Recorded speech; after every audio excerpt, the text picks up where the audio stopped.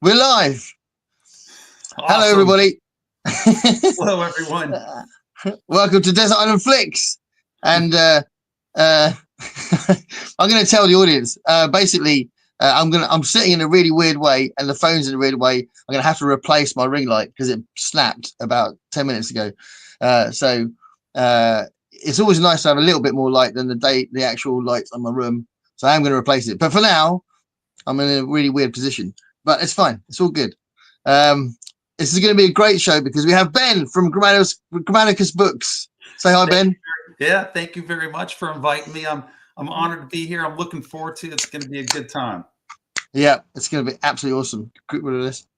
Oh, Coca-Cola, my favorite. That is my kryptonite right there. Is it really? It is. I've been trying to quit drinking that stuff for probably 5 years, and I can't. I mean, it's a good thing I'm not hooked on heroin or I'd be dead. Well, I had to, after the diabetes thing, I had to go to zero Coke, but I got used to it. How's that taste? So at first it's weird, but I've got used to it now. So I was told, I was like, I'll never get used to that. No way. And now normal Coke tastes weird to me now. Huh. But there we are. Okay, so we've got 2 people in the room, so we're not absolutely crowded yet. But hi to you two. What we'll do is we will get some comments coming in a minute. If I do that, yeah. So the first thing though, Ben, could you tell us about your channel? Yeah, it's been up for I think a little over a year now. I think it doesn't seem possible that it's been up for a year. But just quick origin story. I retired in 2022. And then I made the huge mistake of getting my news off of YouTube, which was a colossal mistake. Because you're not getting the news on YouTube. You're just getting one extreme position or another extreme position. And it was making me a mean, nasty person. And my wife said, you have to stop this. So I went in search of something to replace all those news feeds. And I just stumbled onto BookTube completely by accident. And it had to be Michael K. Vaughan or Steve Donahue video, and that just opened the world to all the other booktubers. And I was like, this is great. This is exactly what I needed to find. And it was a breath of fresh air. And then after watching it for 3 or 4 months, I was like, you know what? I'll dip my toe in the water and see if I can do this. And I just started doing it. I think my very first videos were out of my basement with a horrible background. I had no idea what I was doing or how to edit a video or anything. But, just kept putting videos up. And with each video, you learn a little more and get a little bit more into my groove. And now I feel like I'm, sort of got my channel down to what its core elements are. And it got it to the point where it's at least watchable, my earlier videos. And I'm having a blast with it. It's a great community. You meet all these people, you talk to them and they send you stuff in the mail. Jim over at Mystery Mayhem shipped me a book yesterday. It's fantastic. It's been fantastic. Yeah, that's brilliant. You are definitely underselling your channel. So if you guys are watching this and you haven't seen Ben's channel, it's fantastic. You're extremely eloquent and you put really interesting things to talk about. And one of the things that's interesting for me with this show tonight is that you've done lots of film related videos as well, haven't you? Which is really cool. Yeah. Yeah. And back at you, you've got a fantastic channel as well. I love your channel. You've got such a variety of stuff that you do. And you got the music that you do and the bands that you play in and the books that you review and you've written, right? Because you're a published author, correct? Yeah. Self-published, but yeah. Well, it's amazing. It's fantastic. And I really enjoy your channel. So if anybody here is from my channel and you haven't seen Garrett's by the same token, go over and check out Garrett's channel. You will not be disappointed. I'm subscribed. You should subscribe. Thank you, man. Yeah, I mean, I was very worried about going beyond books when I first decided to change it into a BookTube channel because it was kind of floating about not really doing anything for a while. And then I thought, oh, I like this BookTube thing. I'll do that. And then after a while, I realized, well, this is just my personal channel. So I'll just do whatever I want on it. So I decided to just do random stuff as well. So there's all sorts of things on there, yeah. And the Desert Island Flicks thing came from Sean's Desert Island Books idea, which is obviously a play on a radio show that's been in the UK BBC radio for, I think it's about 60 years, I think. I think it's been going for a long, long time. Desert Island Discs. So Sean took off that idea, and then I took off his idea. Thought, let's talk about films. So you've picked 10 films, haven't you? Yeah. Yes, I did bend the rules a little bit. Okay, cool. On 2 of them. So you actually chosen like 100 films. Is that what you're saying? No, not 100, just 50. 50. Yeah. Okay. But it'd be good to talk about. I love asking the question because it's kind of an interesting thing. Sometimes it branches into another question. So I like asking just to start the show. When was the last time you went to the cinema? What did you see? Well, my wife and I, we actually get out to the movies fairly frequently, not super often, but a little bit, because every Tuesdays we have a local theater here that on Tuesdays they do discount movies. So I work 1 week on, and then 1 week off. I'm semi-retired. I've got just a retirement job. And on the weeks that I'm off on those Tuesdays, if there's a good movie playing, we'll go out and see it. So 2 weeks ago, we went and we saw Becoming Led Zeppelin. Okay. Which is a rockumentary about the rock group Led Zeppelin, which I'm a giant lead head here. I love Jimmy Page. He's my favorite rock guitarist of all time. Awesome. Sat through it. My wife suffered through it because she's not a lead head. And I've got to be honest, it was a bit disappointing. It was a bit. Oh no. If you are not just a gigantic Led Zeppelin fan, I think you would be bored out of your skull sitting through that movie. So unfortunately, it was a bit of a miss, but I found it interesting. You got a lot of the backstories of how they grew up, in England and these different places. And the thing that struck me about that movie and these musicians, and I do a fair number of rock books, rockumentary books, biographies of rock people. And the thing that strikes me of all of them is how young almost all of them started. I mean, Page picked up a guitar when he was like 6 years old and was playing from when he was 6. They had to take it away from him in elementary school. They would confiscate it every day when he went into elementary school. And just, how much dedication these people had. They would start a band, it would fail. They would go on, they'd start a band, it would fail. And then eventually their perseverance paid off and they would succeed. But what was the last movie that you saw in the theater? So I've actually been to the cinema twice this week. Oh, wow. So I don't go that often, like twice a week, but I do go when as much as I can. So I usually try and go a couple of times a month, probably. But yeah, I've been, about 10 days ago, I saw the Bob Dylan film. Yeah. How was that? Unknown. I loved it. I thought it was really good. Yeah. I didn't know what period of his career they were going to cover because I didn't really do that much research on it. And it was kind of like just the beginning, first kind of year or so. And I thought it was really good. And Timothée Chalamet was really good as Dylan. Edward Norton was amazing as Pete Seeger. It was just like watching Pete Seeger. Oh, Edward Norton's in that. I knew Chalamet was in that. I didn't realize Ed Norton was in there. Yeah, he plays Pete Seeger. So that was really cool. But then this week I saw Mickey 17, which I did a little quick review of. So that was a bit of fun. I saw your review on that one. Yeah. Yeah, I really enjoyed it. Yeah. Last night, no, it wasn't last night. Last night I had a gig. Night before last, I went to a special screening of a theatre production that they decided to put through the cinema as well of Dr. Strangelove. Oh, yeah. That's a great one. Yeah. So it was a new kind of production with Steve Coogan. Do you know Steve Coogan? I don't. Yeah, no, it's all right. He's a big UK personality. He does this character called Alan Partridge over here, and he's quite a funny. He does impressions and stuff. And he did he did 4 roles from the film. So he did the 3 roles that Peter Sellers played, plus he did the Slim Pickens role as well, Major Kong. Oh yeah, yep. So he did the 4 roles that were in that film, and it was a really good production. It was really it was they tweaked the script, so there was some references to new stuff as well. But yeah, it's very good. Book Chat Pat from Book Chat with Pat is here. Hey Pat. Oh, brilliant. Yeah. Hi Pat. Thanks for popping in. We haven't properly started yet. We're just doing our little thing about the cinema, which is cool. And Medium John Silver's here. Awesome. Thanks for checking in from Florida. Awesome. Love Florida. And Constance is here. Brilliant. Oh yeah, I love Adam Partridge. Yeah. So Adam Partridge was the character that Steve Coogan played. Yeah, so he was really good in it. I do actually think he shouldn't have played Major Kong. So I think what he did with the Peter Sellers characters was brilliant. But I think someone else should have played the Slim Pickens role, like someone really over the top. And Steve Coogan's quite not reserved, but he underplays stuff, you know. So I think they should have had someone really over the top. But it's an amazing film, isn't it? Yeah, it is. Yeah, it's a fan. I haven't seen it in forever. But that's like one that would be due for a rewatch. Yeah, it's a great one. Love that Slim Pickens riding a bomb down at the end. Yeah.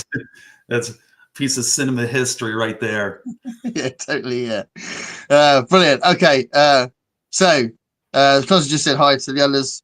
If anyone wants to comment, please comment. I am going to get to the comments, but the way I do this one, obviously when me and Dave do our big show, the comments go a little bit crazy and we're normally like an hour behind. With the way I do it here, Ben's going to talk about one of his films, and then after he's talked about it, or we've talked about it, then I'll have a look at the comments and what they've said about the film, and then we'll go to the next film, and then we'll look at the comments, next film, look at the comments. So we'll do it like as we go along with each film, and it's worked out quite well before. And usually someone in the comments has seen the film that the guest is talking about. So hopefully there's a little bit of chat about that. I think I've seen all of the ones you've mentioned. Yeah, all the ones in your 10 that you sent me, I've seen them all. And most of them are in my favorite films, which is brilliant. But there was one you said you were going to reserve as a surprise at the end. Right? Yeah, and it's everybody will know the one at the end. And I'm reserving this surprise because I definitely broke the rules on the last one. Oh, okay. Is it actually a trilogy or something? Is that what you're going to say? Mum's the word. Mum's the word. Okay, that's cool. I love it. Okay, so rules are going to be broken. So let's do this. Right. Let's start with your first film then. All right. So the first film, so my camera flips over the image, is Castaway.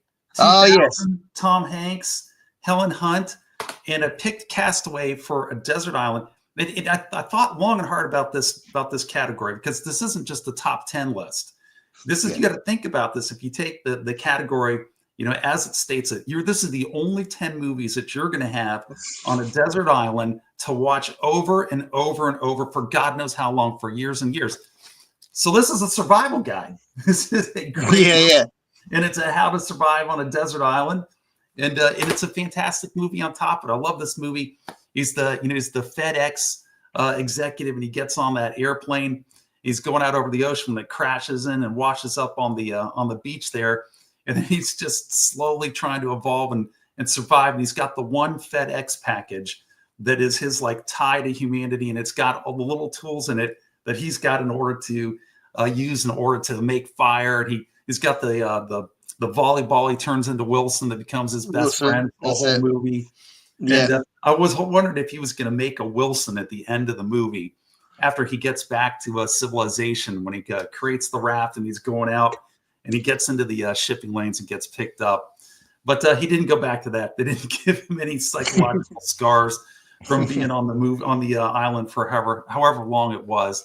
But it's a great flick. It's a great, you know, he's persevering flick. It's a great flick. It's a bit of a romance flick because his wife, he's gone so long. His wife, you know, remarries and has a whole new family when he gets back. And so they have to deal with that whole aspect of it. And for all those reasons there, 2000, Tom Hanks, Castaway comes in at my number 10. Yeah, that's cool. It's funny because Tom Hanks has become such a kind of, I don't know, a figure of almost like ordinariness because he's in so many things and he's so familiar. And you forget that he's done some performances that have been like phenomenal. I'm not suggesting Castaway is phenomenal as a performance. I think it's a good performance. And I think it's a great film. It's a great choice. But then you think about like things like Philadelphia, where he's just incredible in that film, isn't he? Yeah. You know, the performance he makes in that film is just phenomenal. But he's done quite a lot of films where he's just been like an ordinary guy and he hasn't necessarily had to go that deep, isn't it? But I do think he's kind of weirdly underrated. He's rated high enough to get loads and loads of films and really be very successful. But I don't know how many people actually rate him as an actor. Do you know what I mean?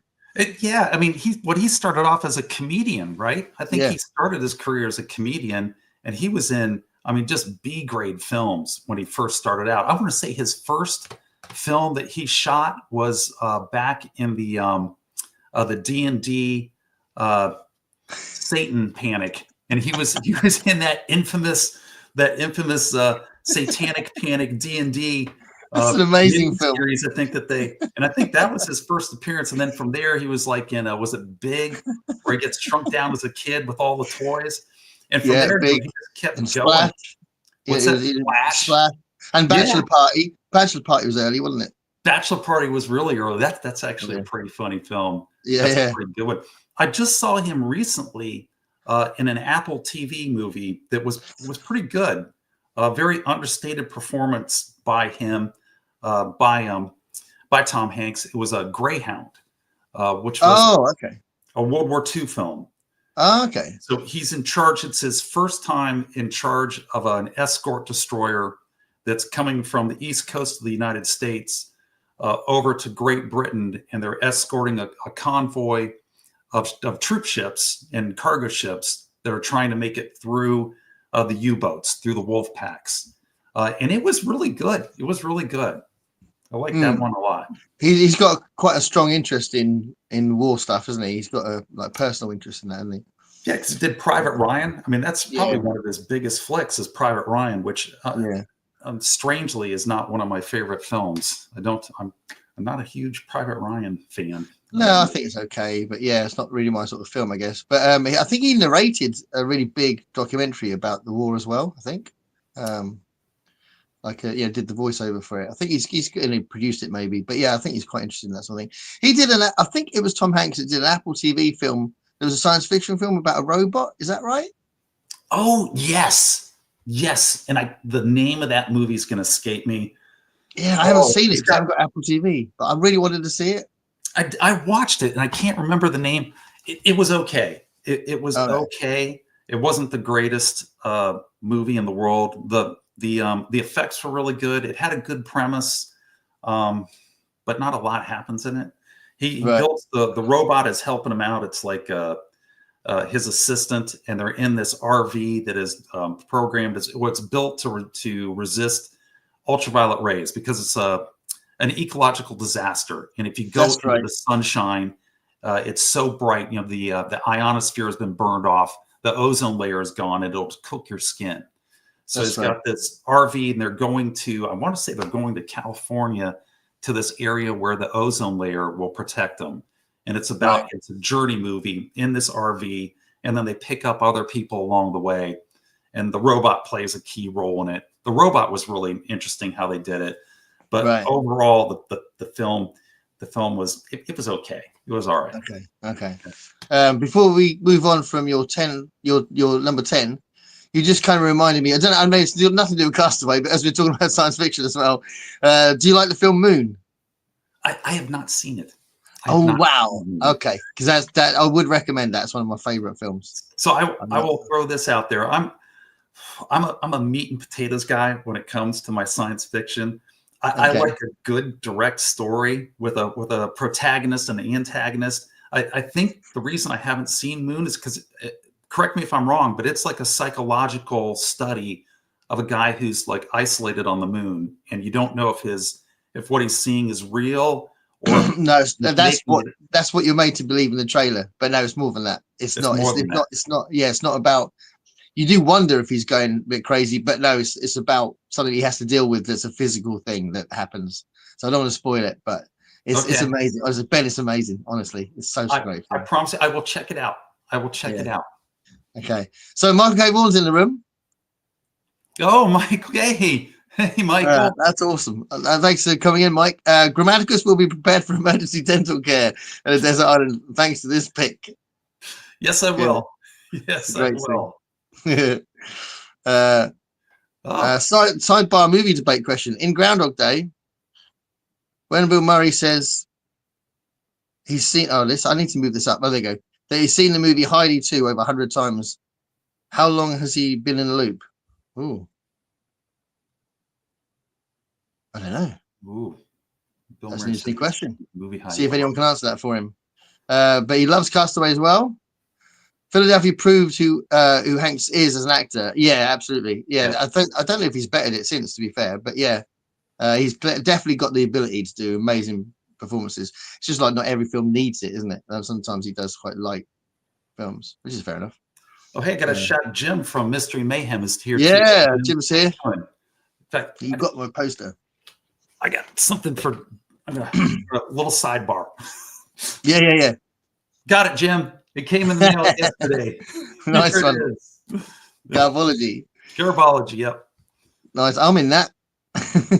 Well, I will read both of those. Read both of you guys' Excellent. stories. I'm looking forward to it. Excellent. Moon is great. But yeah, there you go. You got Mike's endorsement as well. It's an amazing film. And I will say, one of my favorite actors, he does an incredible performance in it. Although now I've just said that, my mind's escaped on his name. Hold on. The main guy in Moon. And I've just said he's one of my favorite actors. I hate it when that happens. Yeah. Anyway, yeah, amazing performance as well. Medium John Silver is a quirky Tom Hanks movie I have a soft spot for is Joe versus Volcano. Oh God, I forgot that one. Oh yeah, that's early as well, isn't it? Yeah, brilliant. I love it. You should watch Moon. There you go. I will check that one out. Glad you received it. There you go. Oh, here we go. Sam Rockwell. Yeah, Sam Rockwell. Of course it is. Yeah, I absolutely love that man. I think he's a very interesting actor as well. So anyway, yeah, brilliant. So that was number 10, Castaway. Also, good shout out to I might going to go again. Robert Zemeckis. Yeah. Yes. I think he's underrated as a director. I think he's done so many great films. The directing in Castaway is perfect. It's a perfectly directed film for what it was intended to be. I mean, he hits every scene is just done perfectly.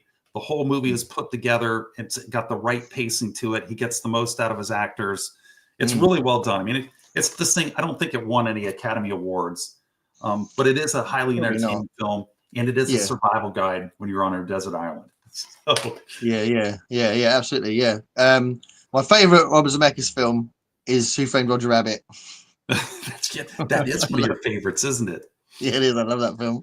All right, so there's another comment from my Medium Silver, follow up from his Heidi comment. I imagine nobody would want to see Heidi 2 more than once every 30 days.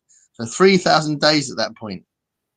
Wow. Okay, so that's a reference. So that's quite clever. So they're saying in the script how long it had been, how many times he'd been through the loop, through that Heidi 2 thing. So that's quite cool.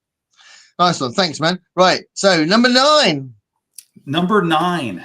All right. Number 9 is Monty Python and the Holy Grail from 1975. I could watch this movie endlessly. Again, if you're just tuning in, this isn't the top 10 list. This isn't the 10 greatest movies of all time. These are 10 movies that you could watch over and over and over because they're the only ones you have on a desert island. And Monty Python definitely fits that bill. I love this movie. I remember when I first saw this. I first saw this at a university. There was the student union, and they had a movie theater in there, and they showed it in the movie theater, and it was just mayhem with the students all making comments on the movie. Shouting, Neek. The Knights Who Say Neek. You get Graham Chapman, John Cleese, Michael Palin. Probably my favorite scenes out of it is the Rabbit of Caerbannog with John Cleese as the sorcerer Tim. And I actually just recently rewatched that scene, and they have a lot of pyrotechnics. They went into pyrotechnics big time when they set it up, especially back for 1975. Stuff's blowing up everywhere. He's shooting fireballs.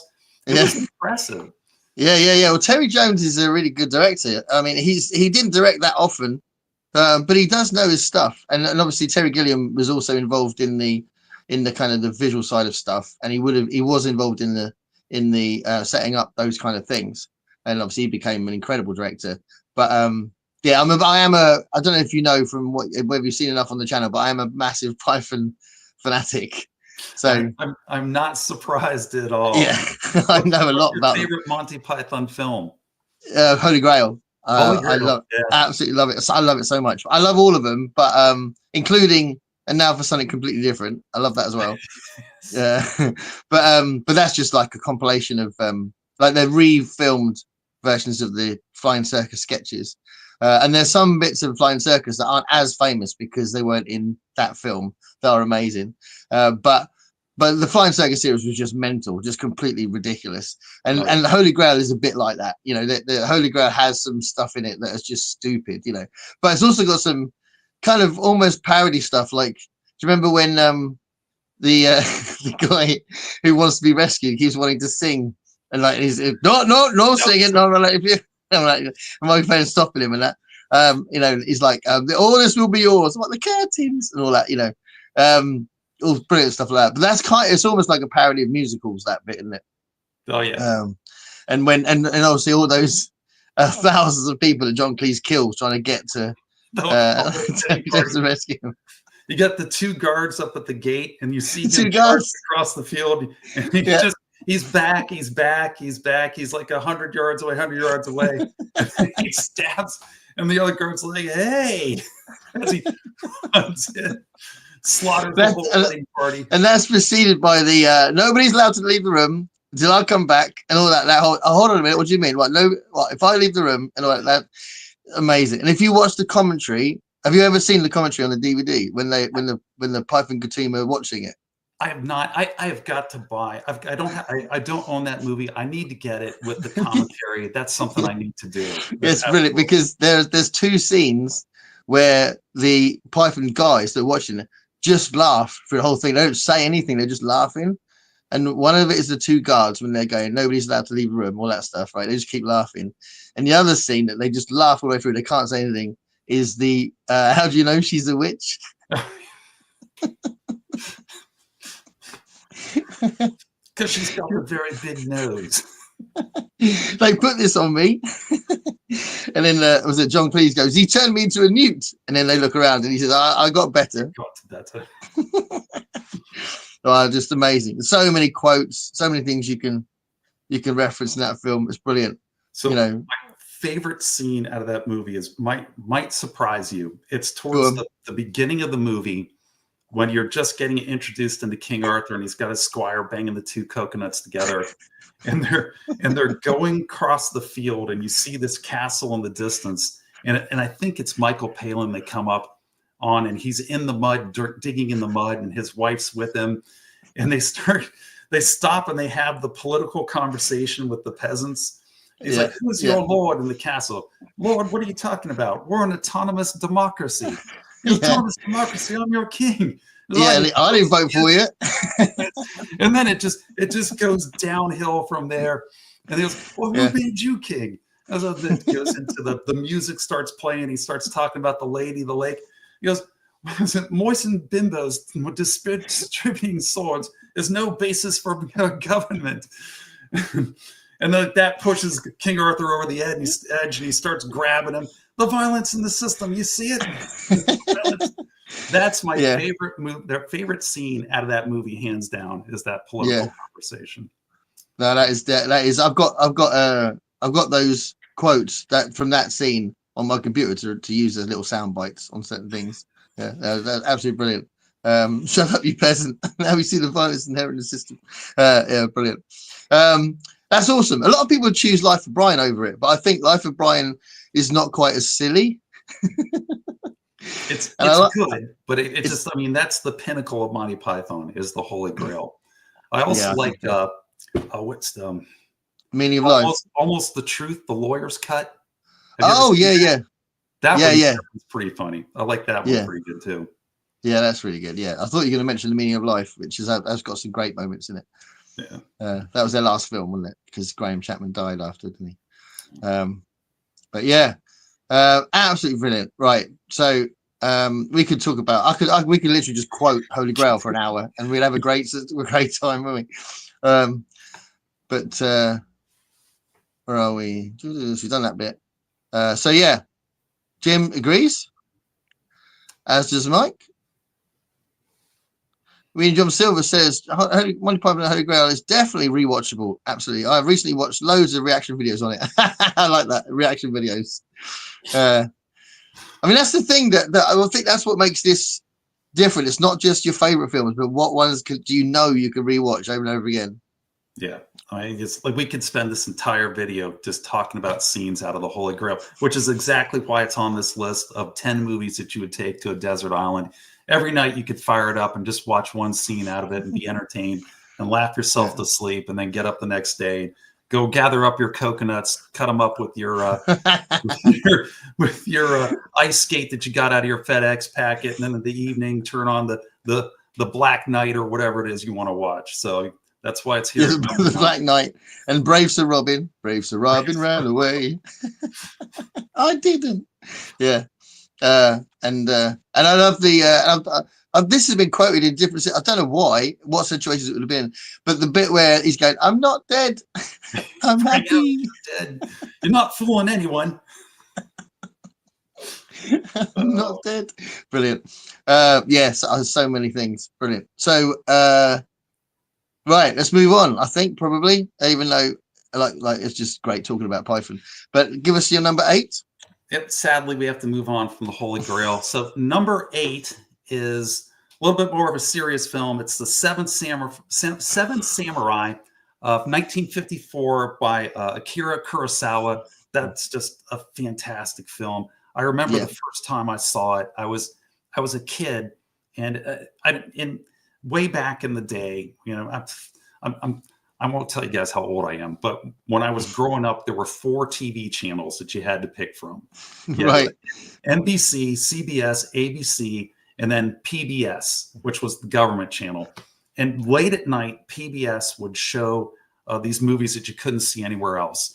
And I must have been, I don't know, 14, 15 years old, and they showed the Seven Samurai, and I was just sucked in and mesmerized by this film that I was watching there as a kid. And it's probably, what, 3.5 hours long? I mean, it's really long. But so, again, that goes towards the desert island. I mean, it gives you 3.5 hours from your situation on the desert island. And the acting is fantastic. The directing is fantastic. And what I also like about that film is the pacing is so different from American movies. There's not, you know, it's not constant action. It's not things blowing up all the time. They really take their time to build up the character and the backstory of all 7 of the samurai and how they work together and kind of mesh together, and then leading towards the final climatic battle there with the bandits that are attacking. Which is an incredible fight, isn't it? I mean, that whole it really is an amazing climax. But yeah, I think the thing with that film, because you're right, the pace is very slow, but I think you get fully immersed in it, don't you? In a way that is quite unusual, right? You just feel like you're there. It brings you into a level that you don't, you know, you're not a superficial level. It just takes you completely in and puts you right there on the scene. Yeah. And all the characters, really, because the acting and the directing, but all the characters got so much charisma, haven't they? Yes. Yeah. You like everybody. Yeah. The main character was amazing. Takashi Shimura plays the lead samurai, the wizened old samurai who's bringing the group together and keeping them all together. I mean, he's just fantastic. All of them are fantastic. And he keeps doing this, doesn't he? Every time he's thinking, it's just so cool. Just little bits like that just make it really, really like awesome. And obviously, when I saw it when I was quite young, but I know I definitely saw it after the Magnificent Seven.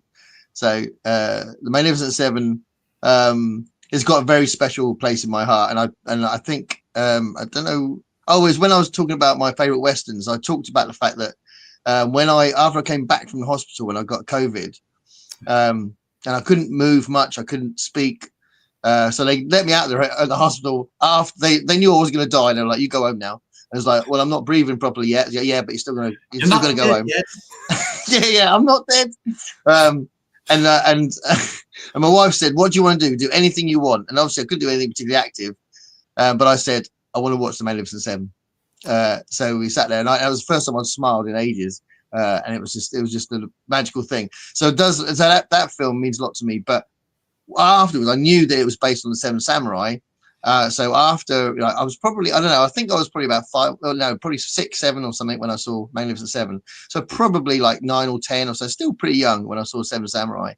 And it just blew me away. Like you said, it's just so vivid and beautiful, but also gripping and, you know, like that, you know, you don't know what's going to happen as well, do you?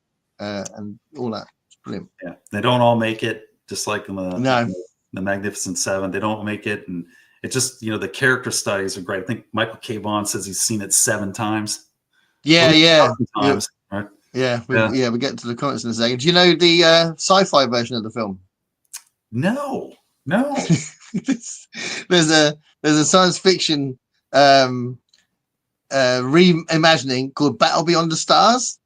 Oh, It came out in the 80s. Yeah. And they got to reprise his role, I guess. I don't know, but to make a reference to the Magnificent Seven, you got Robert Vaughn in it as this old guy that kind of he's got a Stetson on as well in this spaceship. But yeah, it's and there's like a reptilian alien that's one of the main aliens in it. It's a proper 80s sci-fi action thing, but it's basically it's Seven Samurai but science fiction. I think I've seen that. I think I've seen that. It's terrible and entertaining all at the same time if it's the movie I'm thinking of. Yeah. But yeah, I mean, Seven Samurai. Do you know the other Kurosawa stuff? Do you like a lot of his stuff? I have not seen a lot of his stuff outside. I don't know. That's the big movie of his that gets all the publicity that is the most popular. I've seen a couple other of those samurai films from about the same period or shortly after that, in like the 60s and so forth. And they didn't grab me. There's something about Japanese cinema that I don't fully get, except for Seven Samurai. Seven Samurai was perfect. I enjoyed it. I identified with it. And then I've tried to watch other samurai movies. Ran is, I think, one of the other big famous. Oh, Ran. Yeah, that's Ran. his version of King Lear. Yeah. Yeah, exactly. It's Japanese King Lear, and I could not get into that film. No, I don't find that great. But I tell you what, though, I don't know if you've seen them, but the one I'd put just below Seven Samurai is Yojimbo. Yojimbo. I got a guy who comes in and does comments on my channel all the time. Is Yojimbo? I haven't heard of Oh, that's his name. That's amazing. Yeah, I haven't heard of that one. So that got. Well, I'll tell you. If I'd say what the American remake was called, you go, "Oh, that's what it's about," because that got remade into A Fistful of Dollars. Oh yeah, I almost put that movie on here. yeah. Toshiro Mifune, who was in Seven Samurai as well, he plays a samurai that basically plays these two warring factions against each other. Yeah, it's amazing. It's really good. And then there's another one again, Toshiro Mifune again, called Sanjuro, and that's a really good one as well. Okay, I will look for Yojimbo. So you're making my my movie list here. I got Moon, and now I got Yojimbo. Oh, and there's oh god, what's it called? There's the one about the one. There's a really kind of clever one and quite influential one about the same story being told from different perspectives. Oh damn, my mind's gone blank. But that's another Kurosawa one. Someone will probably tell us in the comments. The one that's about the different perspectives. What's that called, guys? And it'll probably come to me while we're chatting. But yeah, Kurosawa I think is just a bit different because I've tried other samurai films and Japanese cinema had a little bit of a big spotlight when they did the Asia Extreme stuff with like The Ring and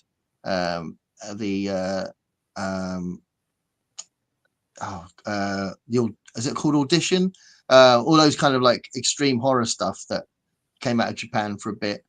So they had a little bit of a thing, and obviously some of the martial arts stuff that came in the wake of the Crouching Tiger, Hidden Dragon kind of fame, and Jackie Chan's Tokyo Story stuff and all that. So they have had these moments of, but the samurai stuff seems to be all about Kurosawa, doesn't it? That seems to be he's the man for that. That was his thing. That was his genre. So I'm going to change directions on you slightly, since we're talking about Japanese movies and films.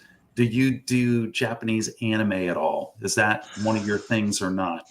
Yeah, I've tried, and I just can't get on with the animation style. So I've got a lot of respect for it, and I totally get why there's this huge thing with it. But yeah, I'll tell you what I do love though. Saying that, the Studio Ghibli stuff is really good. So I love like two in particular. I love Spirited Away a lot. Oh yeah, yep, that's a good one. Yeah, and Howl's Moving Castle. I think Howl's Moving Castle is amazing. I love that one. That's a great one. Howl's Moving Castle is excellent. Yeah. So actually, funnily enough, my surname is Howells, right? Gareth Howells. And I had this staff choir for a while, and I was asking them what we should call ourselves, and someone suggested Howl's Moving Chorus. That would have been good. This is very clever. Good one. So yeah, and it's like Princess Mononoke, isn't there? And Kiki's Delivery Service. They're all Studio Ghibli, aren't they? They're good. Yep. Yeah. Do you like anime stuff then? Like what stuff? Do you like the anime stuff yourself? I do. I like animation. I remember seeing Akira in the movie theater. Oh yeah. And being just blown away by the animation, just amazing animation. But the story just got so weird at the end of the movie that it turned me off a little bit. There are some Japanese anime that I really like you said, Howl's Moving Castle is great. There's a couple of other of the older ones. I can't think of the name of it. It involved a castle and these samurai who were, it's modern times, and they were like modern samurai and ninja that were attacking this castle. And for the life of me, I'll never come up with it. It's going to escape me. That one was really good. And I do like a lot of other anime. In fact, I have you ever seen this? Aeon Flux? Oh, no, I haven't. But yeah, I know of it. Yeah, go on. So, I mean, that's, modern anime. It's not Japanime, but it's definitely anime. That was 1991. That's on my honorable mentions list if we got to it. Yeah, 1991, music, MTV, music television, Liquid Television was the program. It would come on late at night, and they would do just these wild animation bits that were on there, these shorts. And Aeon Flux is by far and away the most popular. And it was wild. It was out there. I don't know if you've ever seen any of those. And it developed into a fairly good story over the length of it. The animation was really good. The action was good. The characters were good. They made a movie out of it with Charlize Theron. Charlize Theron, yeah, that's right. Yeah. They butchered the movie, unfortunately. Right. I know there's a lot of people that weren't happy that she played the main character as well, wasn't it? Those. Really? I didn't know. Well, I think there was some pushback on an American actress doing it, like that wasn't Asian or whatever. Because that happened to Scarlett Johansson as well, wasn't it? With and she did a similar thing. I can't remember what the film was, but it was like there should be an Asian actress. But I don't really go with that. I think that you get into a right mess if you start saying that that kind of actor has to play that kind of role. But yeah, it's not actually good for actors, to put those rules in. But yeah, that's cool. So I do feel like I need to delve more into that because there's loads and loads of anime, like especially TV kind of series type anime on Netflix and that kind of thing. So I do want to delve more into that. But for me, Studio Ghibli stuff is the stuff that's hit me the most. That's the highest quality stuff out there. I mean, you can't go wrong with Studio Ghibli. So, and there was one that came out that apparently was really good. My son watched it, said it was brilliant, called The Boy and the Heron. That's fairly new, isn't it? I think that came out fairly recently. Yeah, I think he came out of retirement. I can't remember the guy's name, which is ridiculous. Mayaki, is it? Can't remember. But the main director of Spirit Away and Howl's Moving Castle and stuff like that. He stopped directing and he did Boy and the Heron. All right, hold on. Let's see where we are. See if anyone else has. So Mike said he's seen Seven Samurai a dozen times. I've seen it many, many times. How many times do you think you've seen it, Ben? Probably not a dozen. I'd say half a dozen. I'd say half a dozen. Probably same for me. Kurosawa's a great filmmaker. Constance says I saw a program about him that pointed out the motion in every shot, even if the camera is the one moving, and it's true. Yeah, really clever guy. Okay, so yeah, Constance loved Ran. Rashomon, that's it. Jim was there. So Rashomon's the one where it's a different story. It's the same story told from different perspectives. It's really good. Yeah, Rashomon's really good. Yeah. Those are two great anime. Oh, so yeah, that's probably a reference to the two Studio Ghibli ones. Brilliant. Yeah, cool. Okay. So what are we now? Number 7? Is it? Number 7, yes. Yeah. So this is one of my favorite movies. I had to get a science fiction film on here. And I've only got 10. I didn't want to just load this thing with science fiction. It's something in here. It's sci-fi films are my favorites. But so if I was going to go with a sci-fi, I had to do Blade Runner. Yeah. And not just Blade Runner. This is Blade Runner, the final cut. Yeah. So No, I if get you're that. going to the desert island, this it's like doubling your value on the desert island. You get the movie, and then you get the director's cut, and then you get the commentary. So you get all the extras in there. So it's not just 2 hours of entertainment. You got 5 hours of entertainment with one of the greatest science fiction movies ever made. I mean, Rutger Hauer, Yeah. Sean Young, Harrison Ford. It's just Yeah. fantastic stuff. You got Ridley Scott at the height of his powers filming it. The whole motif is based off of Mobius, Jean Girard, and all of his artwork and his visions, of the future. And they just put it up on the screen beautifully, just right out of the head of Jean Girard Mobius up onto the screen. And it's wonderful, wonderful stuff. The soundtrack by who did the Vangelis, isn't it? Vangelis, yes. The soundtrack is just beautiful as well. It's one of my favorite science fiction movies of all time. It changed science fiction, didn't it? What's that? It changed science fiction It films. did. Yeah, it did. I mean, it was a huge steer away from Star Wars for Harrison Ford as well. And it just opened up a whole new way of looking at science fiction, at least in the movie realm from Hollywood, and expanded out. It expanded it out from just space opera into things that had some depth and weight behind it. And of course, it's based off of the famous novel by Philip K. Dick, Do Androids Dream of Electric Sheep? Yeah, which is a great novel. I don't like it. So that's cool. So you think the film massively? To be fair, I do think the film is better than the book. I would agree, but I do like the book. But I love the film. So yeah. And they wisely took the best bits of this, the best ideas, and then they ignored the parts of the book that kind of fly all over the place, in my opinion. Yeah. I tell you what, though, it seems to be fashionable nowadays to say you don't like the film Blade Runner, doesn't it? Have you seen that lately? I'm not. I mean, how can you not like Blade Runner? That's heresy. Yeah. Howard should hunt you down as Roy Batty, the Nexus 9 or whatever it is, and take you out if you say that.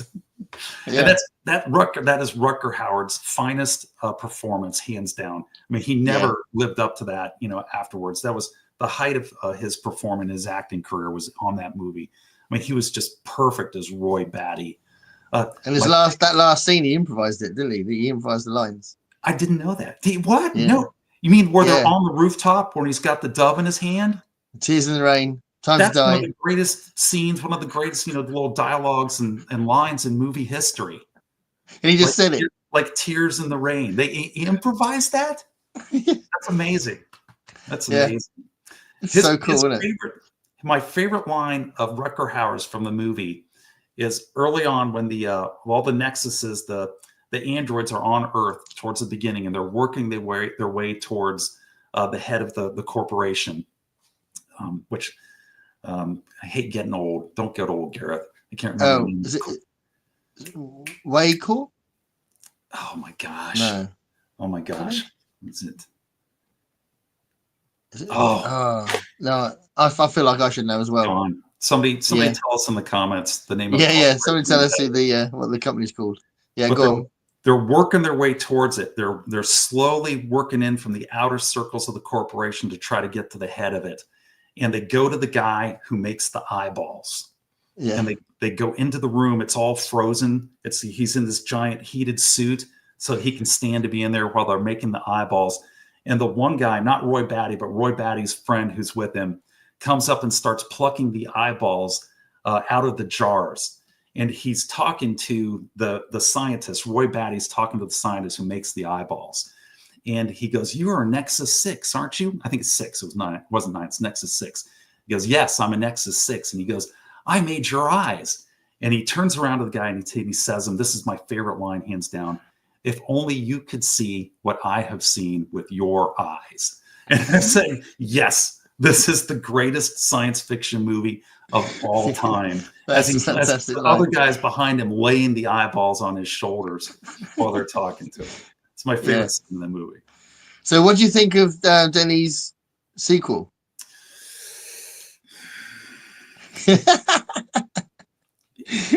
It had potential. There are good parts to it. It's not a disaster. there are good parts to it. I was really looking forward to it. But there were too many scenes in it that just didn't seem to belong or seem gratuitous. I'm like, Right. why did you put that in there? It didn't do anything to further the movie. It didn't do anything to build character. It just seemed like a gratuitous, gratuitous, gross scene. And I think it kind of came apart a little bit. It didn't live up to the original. It was. I didn't feel like I'd wasted my money going in there, but I wasn't blown away by it either. I thought I think sometimes he does scenes that are visually interesting that aren't necessarily plot driven. Do you know what I mean? I remember there was a very visually stunning scene that definitely didn't move the plot along. That was like in that vehicle, and there was something going. I can't remember now, but there was something. Both of them were stuck in a vehicle, and it was like light. It was kind of lighted really well. It was lit really well. Sorry. Well, they're coming into, I think it's Las Vegas, and they're going through all the dust, and then the buildings are coming out of the dust as the I think that's what. Yeah, in. Yeah. That was cool. Yeah, and I think that's like a visual thing. So it's almost like, it's almost like he's making the film for different reasons. This is now my scene where I'm just exploring cinema and the visual arts. Do you know what I mean? And then other bits I'm now exploring plot, and so it seems like he does that sometimes, because he did that with June, I think, as well. And that's fair. I enjoy that part of it. I like the visuals. I mean, that was one of the big things about the original Blade Runner was the visuals. And again, those visuals were taken straight from Mobius, the French artist. And his works, they had him come in there. They took his scenes and they just put them straight into the movie. And he's such a brilliant artist, and it worked so well for the movie, making it that dark. It was cyberpunk. I mean, it was a cyberpunk movie, really. And it came out before William Gibson's Neuromancer. There's kind of tying it into the world of literature.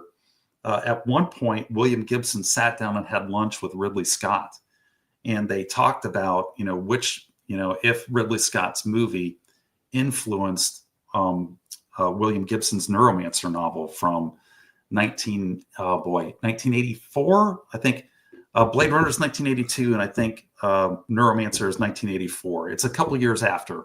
Yeah. And William Gibson claims that it didn't, at least not consciously, influence him. And at this lunch, they supposedly both agreed that they had both been influenced by Jean Girard. And that's why the atmosphere and the whole tone of Neuromancer and Blade Runner are so similar. Okay. That's sorry. Right, let's have a look at some comments. I can see one of my friends has just popped up, which is really cool. Let's just go back to where we were. Right, so we got to that bit. So so my friend Luna Librio, I Love Spirited Away and Grave of the Fireflies. I don't know Grave of the Fireflies, I think. I like the title. Yes, great title, absolutely. Korean film industry is on fire at the moment too. So obviously Boon Joon-ho is Korean, and I'm a big fan of him. Yeah, Mickey 17, right? Yeah, Mickey 17. But he did Parasite, which is an amazing film. Have you seen Parasite? I have not seen it. I need to see it. I know that one's supposed to be great. Yeah, don't look up the plot, because there's like twice when it goes in another direction. You go, what the hell? It's really cool. So yeah, and then he also did Snowpiercer. Have you seen Snowpiercer? I did see Snowpiercer. I did see it. I thought they left a lot on the table. I thought it was good. It was good, but I thought it could have been just kick butt. I thought it could have been a kick butt movie, and I thought they missed a few opportunities to just push it into, just a Blade Runner status. If they could have taken it there, and I thought they missed. Okay, I don't know. I've got this really lovely, vivid memory. I watched it with my son, so we were just like looking around on Netflix to pick something, and then and then I said, "Oh, I remember seeing the trailer for that. Should we have another look at the trailer?" And we watched the trailer. And oh, let's watch that. So we started watching it. But we didn't really have high expectations because we'd never heard of anyone. We knew Chris Evans was in it and John Hurt and all that, but we didn't really have high expectations. And we were watching it, and we occasionally look at each other and go. And then there was this bit where, when they turn the lights off because they're going to kind of steam into the rebels, and they turn all the lights off in the train, and then kind of changes the way he films the fight. And that after that scene, we turned to each other and went, "Oh my God, this is a good film, isn't it?" And we were like, the film was sold on us from that scene. Was so clever and so like intense. There are lots of intense moments, isn't there? There are a lot of intense moments in it. It's Yeah. the visuals are really great, and the premise of it is great. You've got this giant train that's encircling the world, going around it. I really liked it. It was good. It was solid. I thought they had a chance to make something just stellar, and they didn't quite get there. Yeah. My family, I'll have to warn you, Gareth. I probably should have warned you before. My family hates seeing movies with me because they shut up, Dad. Just shut up and watch the film. Shut up, enjoy it. No, well, I get criticized for liking things too much. I'm apparently too easy to please. So you can't win, can you? Either you're too critical or you're too easily pleased. Yeah. At least you're happy. If you're going to go one way or the other, at least that way you're happy with it. Well, yeah. But then it does mean if I don't like something, it must be shit. Right. Jim says Mobius' work is so good. He also drew the Lieutenant Blueberry comics in a completely different style. Yep, Lieutenant Blueberry. In fact, I was very seriously considering doing a Sunday comic video on Lieutenant Blueberry. I know I'm going to do. There is going to be a Sunday comic video on some aspect of Mobius. There's so much to pick from, though. I just don't know where to start. Lieutenant Blueberry is great. If you try to buy an old Lieutenant Blueberry comic book, like on eBay, I mean, you better like take out a mortgage on your house. The cost. But Arzak, I don't know if you see Arzak is fantastic. The Airtight Garage is just off the charts good. Okay. Graphic novel, unbelievable stuff that he was making over there in France. All the stuff in Heavy Metal Magazine. That's where he got to start. It was at 1975 in Heavy Metal Magazine. I'm a huge Mobius fan. The Fifth Element, I can't wait to see your video on it. Yeah, I will. It will at some point here. I will make a Mobius, probably more than one Mobius video. The movie Fifth Element, which is another sci-fi movie that I love. He was the creative consultant on that. The whole look and feel of Fifth Element has just got his stamp all over it. Fantastic artist. That's the best thing about the film as well, I'd say. The best thing about the Fifth Element is the look of it, I think. The look, yeah. Yep. Yeah.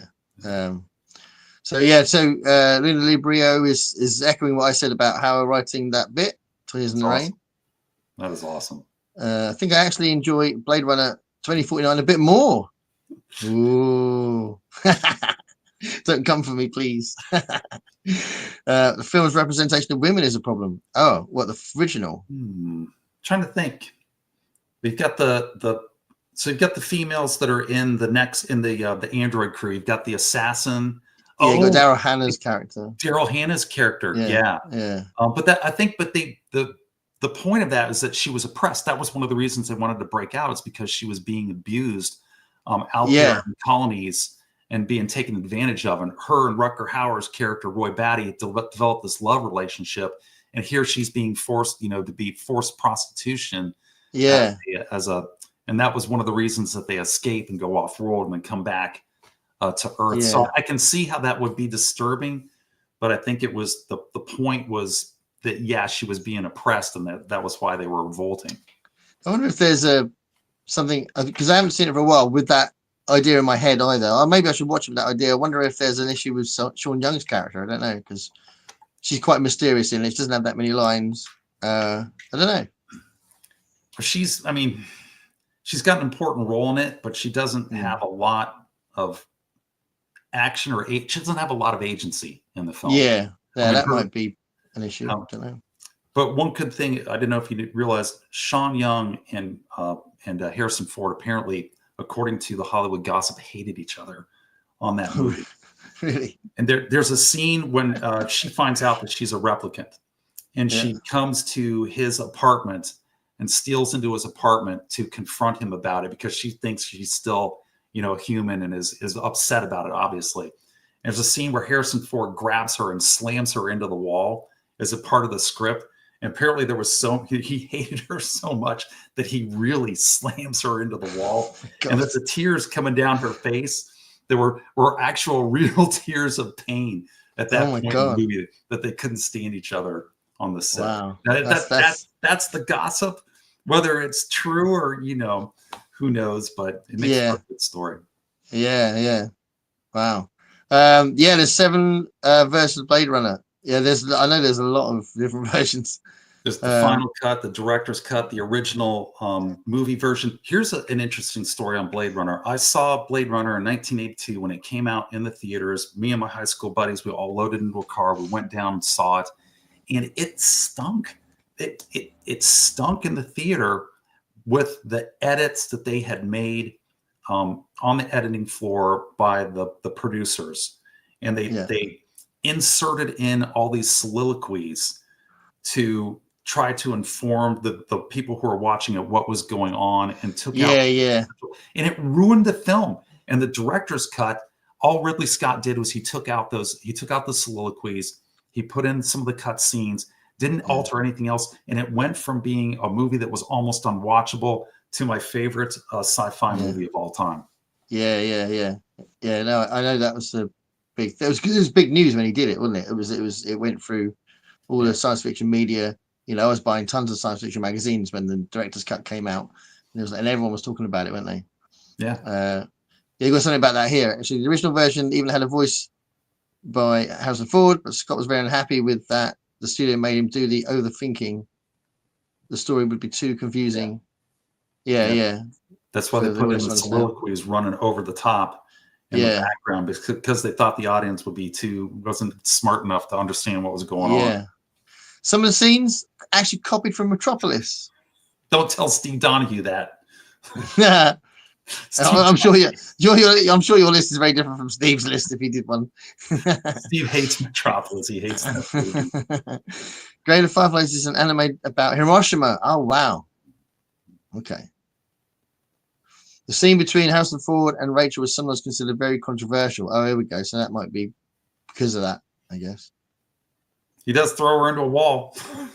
Yeah. The one about Hiroshima sounds fascinating. Constance says Ford's character basically sexually assaults young. Oh, okay. Is that right? I can't remember that. I could see how you could look at it from that perspective. That's not an unfair comment. I would say that's not an unfair comment. So I saw that. When did I see that? The most recent time I saw it, because I've seen it a number of times, but I saw it again. I saw it with my son fairly recently, about 4 or 5 years ago. But yeah, I don't know. Maybe when you're familiar with the film and you watch it when you're young, you kind of gloss over those bits, maybe. And if someone saw it now, recently, they'll be more shocked by those things, maybe. Yeah. Cool. Okay. Let's go to the next choice. 6. Is it your 6? All right. So number 6 on the list I sent you, if you recall, I originally had in here The Good, the Bad, and the Ugly. Right. And in my list, to be fair, I said I wasn't sure if it was going to make the final cut, and it didn't.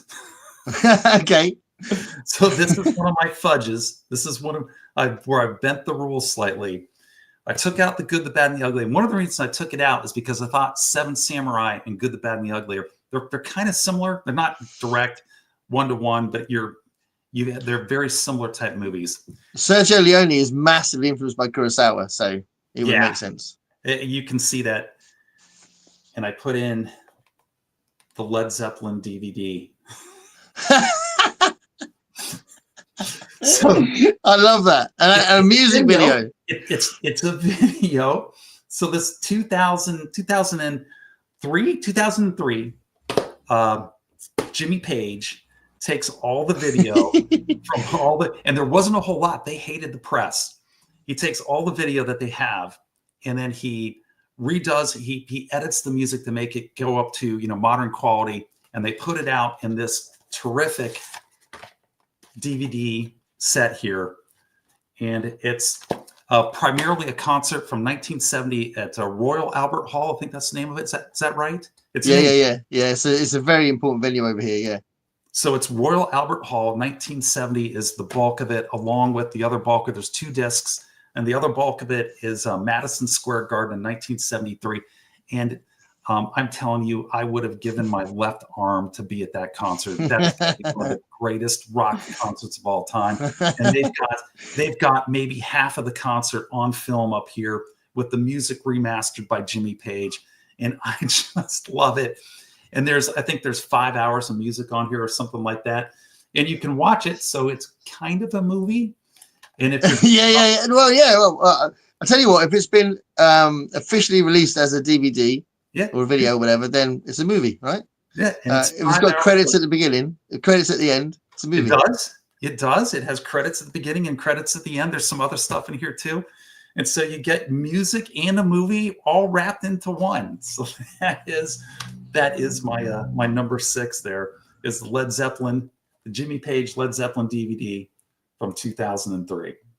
Yeah. With, Royal Albert Hall and Madison Square Garden. Yeah, okay. I'll tell you what, if I picked one concert video, and I love this idea, it didn't cross my mind that people would pick a music video for their Desert Island Flicks, but it makes absolute sense. Absolute sense. I would pick the farewell concert that was released officially as a film with loads of really cool extras. The farewell video of Oingo Boingo. Oh man, Oingo Boingo does not get the respect that they should. Yeah, they don't. They're a really good band. Yeah.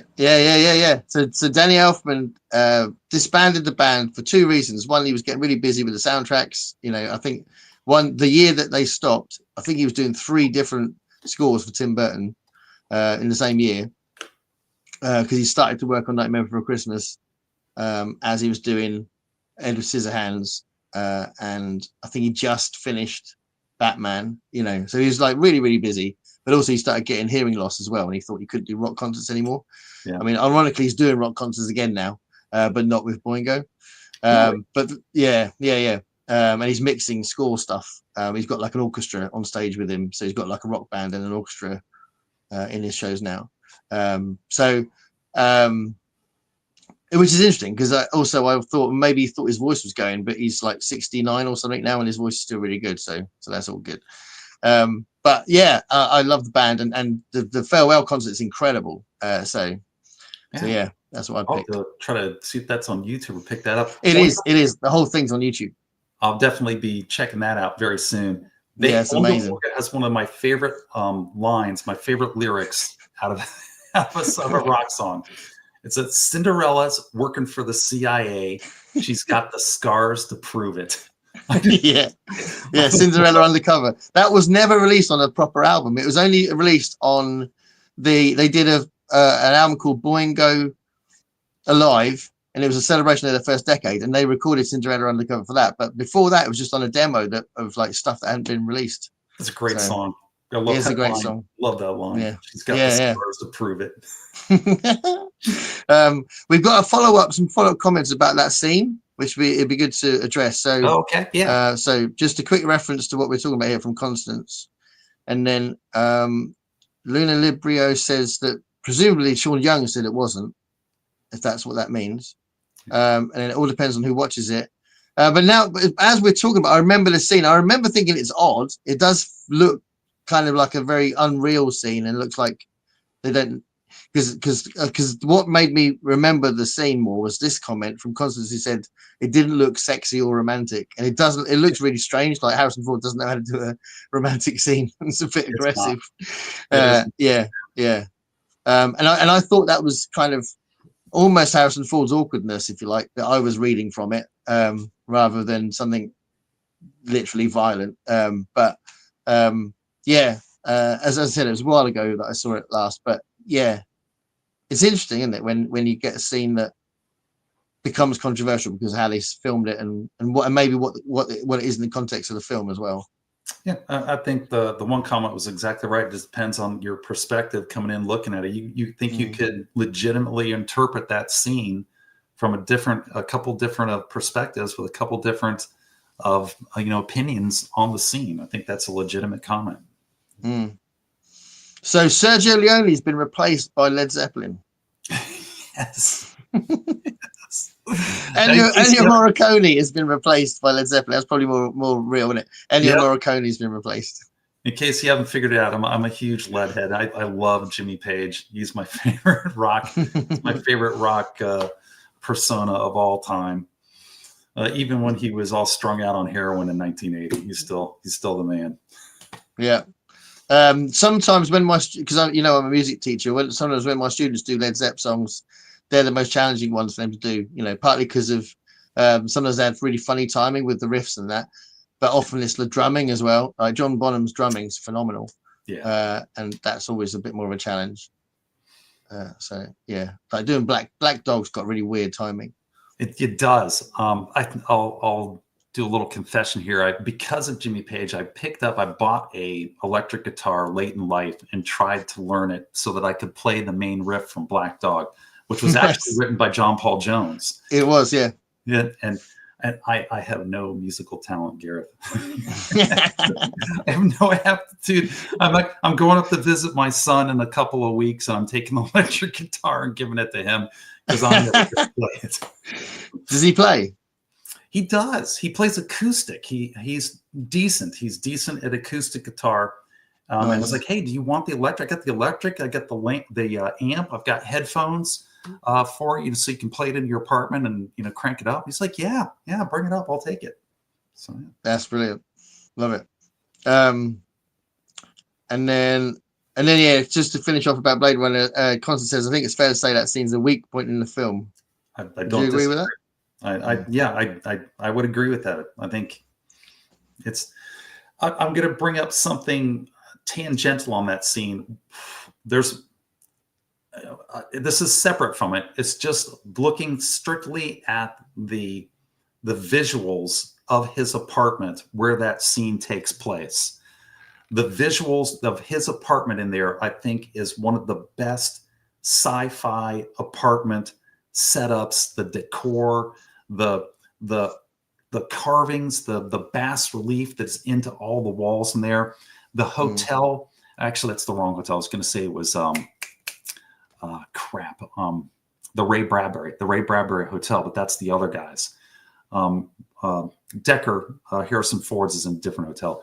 But I love the interior of that apartment where that scene takes place. So I'm separating those two things. But that scene that they set up, the lighting in it, and the whole decor of it, and it just screams Mobius. And I think it's just a brilliant visual that they have where that controversial scene takes place. Yeah. Some scenes get dated, even though the overall film is good. This is a bit of a leap as a reference because this is a film that's nothing like Blade Runner, but I'm a big fan of the Marx Brothers, right? The whole Marx, and one of my favorite films that they did was Day at the Races, but there's some scenes in there that are like, whoa, that would not go down well today, and wouldn't have gone down well in the 80s even. But I watched them as a kid, so I didn't notice so much, some of the racial stuff in there. And it's not like blatant racism; it's just some of the representation in it is a bit dodgy, and the kind of the use of the black characters, if you like, but no one's outright racist in it. But it's just like it's just dated. Do you know what I mean? It's just not. It wouldn't fly today. Yeah, it's just not what you do now. But it's also got some of the best jokes of the Marx Brothers, and it's just got some incredible scenes, like when they're examining the examination scene and they're not doctors and they got to pretend to be doctors. It's hilarious. So sometimes a scene can be controversial within a good film. So we got somebody here pointing out that Luna Librio says she loves Good, the Bad, and the Ugly. I do too. It almost made it on here. It was this close. It was this close. It was a great film. Oh, we've got another reference. Brian's here. Hi, Brian. Grave of the Fireflies is a brutal watch. Hold on. An acquaintance got me to watch that, and I was expecting some kind of cartoon romp. Needless to say, I was a bit surprised. Well, yeah, if it's about Hiroshima, then yeah, it's not going to be a light. It's like there was very famous British animation film over here by Raymond Briggs called When the Wind Blows, and that's really harrowing. It's heartbreaking, that film, and that's about a nuclear war being hit on Britain, and it's just about this elderly couple. The apartment's based on Mayan temples, but it's actually also the actual design of a hotel. Interesting. Yeah. Red Fireflies has really shown you the impact of the bomb in Hiroshima. Yeah. Yeah, not an easy watch. No, it wouldn't be. Yeah, definitely need to look up this Grave of the Fireflies. So where are we? So we got Led Zeppelin. Did we go somewhere else? I can't remember. No, we're still. We're only halfway through. Right, let's go to number 5. Midnight at this rate. It's all right. Let's go to number 5. Or number 5. Number 5. This will make Michael K. Vaughan very happy if he's still watching. Number 5 is from 1981, and it is Excalibur. Yeah, I love this film so much. Excalibur. Yeah, it has its flaws. This isn't gonna. I don't think it was nominated for any Academy Awards, but again, in the desert island category of rewatchability, I could watch this film over and over. It's got some great scenes in it. It's got great music in it. Some of the acting isn't the best, but then some of the acting is just phenomenal. The guy who plays Merlin, Nicole Williamson. Yes, Nicole Williamson. Just gives an Oscar-winning performance as it's Merlin. Amazing as Merlin. Yeah, carries the film through as Merlin. It's just fantastic. The visuals to it are wonderful. I love that film so much. Yeah. Sherry Lungi and Helen Mirren. Helen Mirren. Liam Neeson. You got Liam Neeson in it. Patrick Stewart's in it. Yeah. I mean, it's funny because I think probably the worst actor is Arthur, isn't it? Yes. Terry. John Terry. Oh, I've got it. Hold on. Let me. Nigel Terry. Nigel Terry. That's it. I think John Terry might be Hawk the Slayer. he's still bored in that movie. Yeah, he's not great. But I think a lot of other people are. I think because he's a central actor, you go away wondering about the acting. But I think he's the real weak point. I think most of the others are fine. But yeah, it's such a phenomenal film. John Boorman is he's a really underrated director, John Boorman. Yeah. He also did Deliverance, which is incredible. Yeah. I'm not going to get lines out of that. That'll get me in trouble. Yeah. Nobody says squeal like a pig in Excalibur, do they?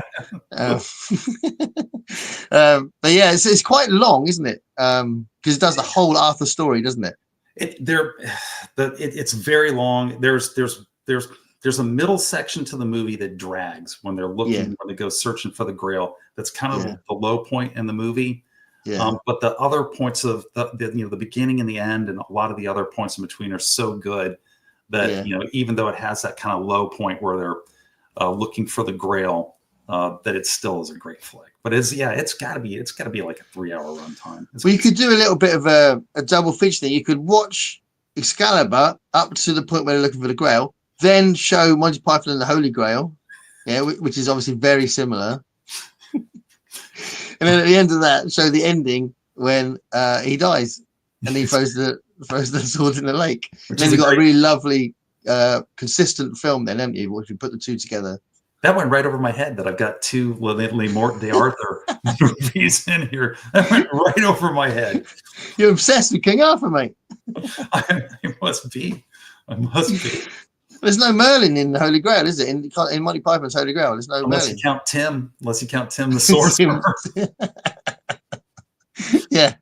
I wonder why they didn't include Merlin, because he's always been in the story. Yeah. They must have had that chat.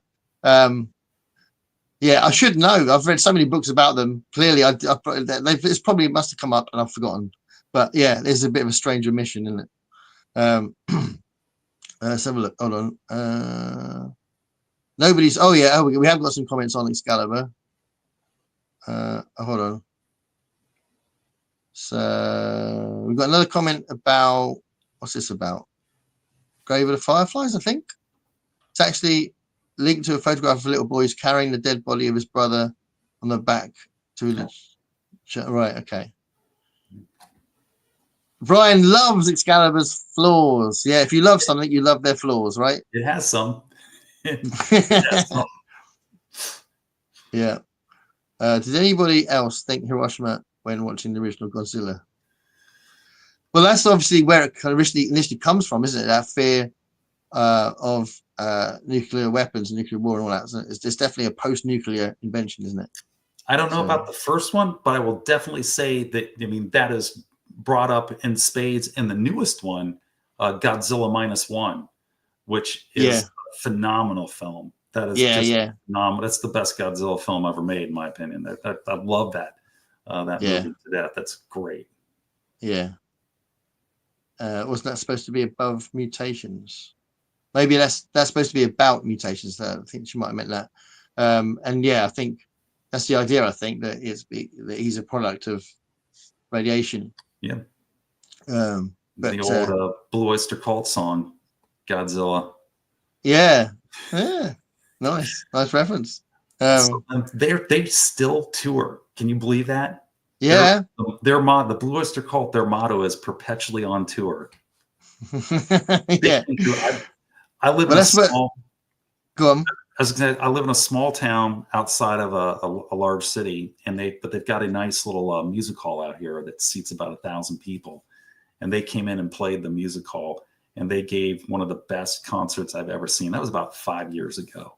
And it just blew me away playing in there. And they did an extended version of Godzilla that was just fantastic. That's awesome. Yeah. No, I like the track. I might be biased, but I think old rockers should keep going until they want to stop. You know, people moan and go, why are they still doing it? It's like, well, clearly they love doing it. If they're capable of doing it, they should keep doing it, you know. Yeah, that's awesome. I saw Billy Joel last summer. First time I ever saw him. And he's, how old is he now? I think he's about 68 or something. And he did an incredible performance. Absolutely amazing. Easily one of the best gigs I've ever been to.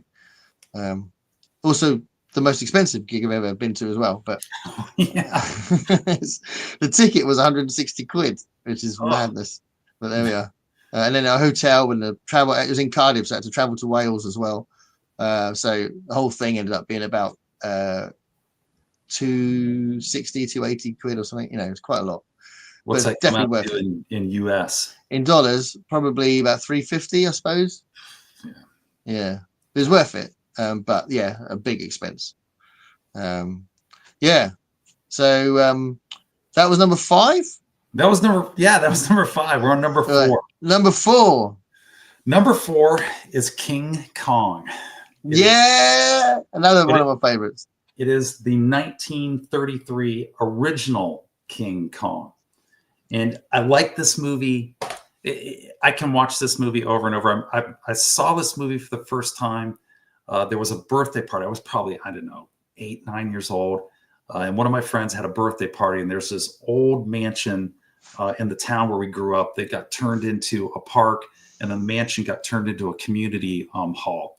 And the dad of the kid whose birthday it was went up, took us all up into the attic, and they set up one of those old reel projectors with right. That's so cool.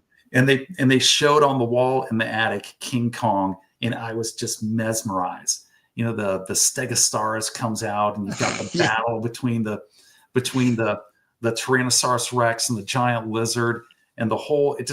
It perfectly captured the feeling of finding this lost island, of it discovering something, of adventure and excitement and something new that would have been lost. And there you are, and there it is, new and wondrous for the very first time.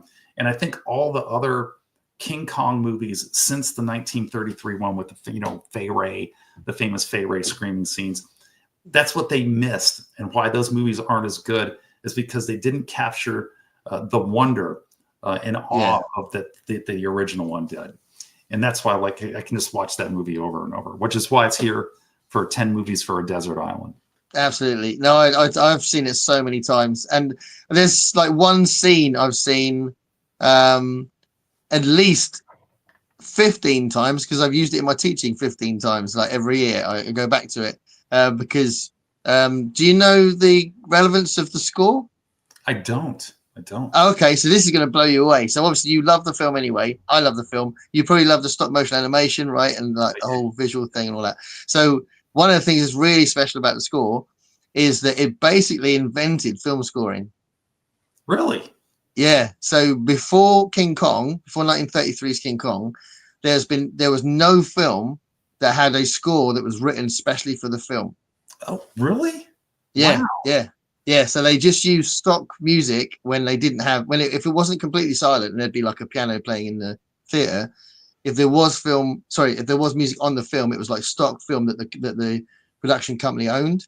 And then when they did King Kong, the directors and the producers this is so different to everything else. We need someone to write some music for the film, right?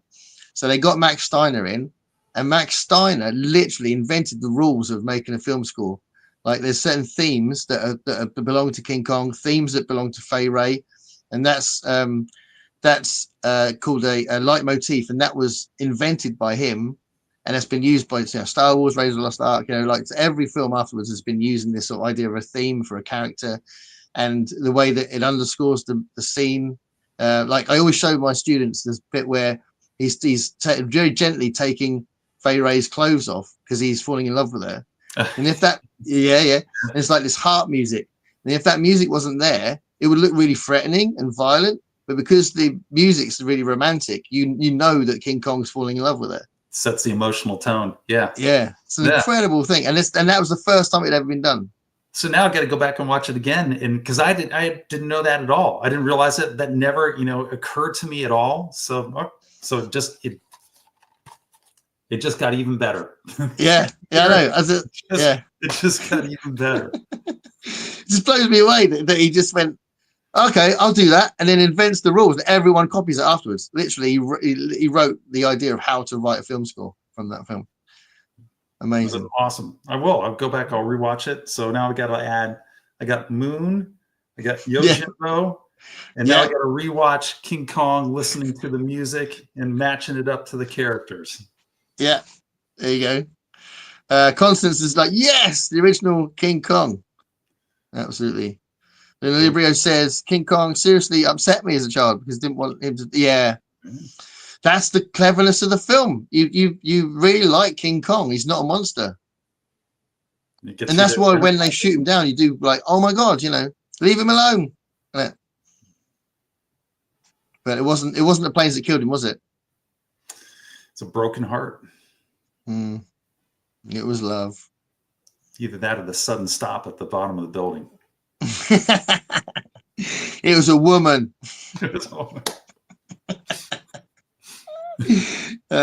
Brilliant. Okay, that is an awesome choice. I'll tell you what. When I saw your choice, your list, I was like, yes.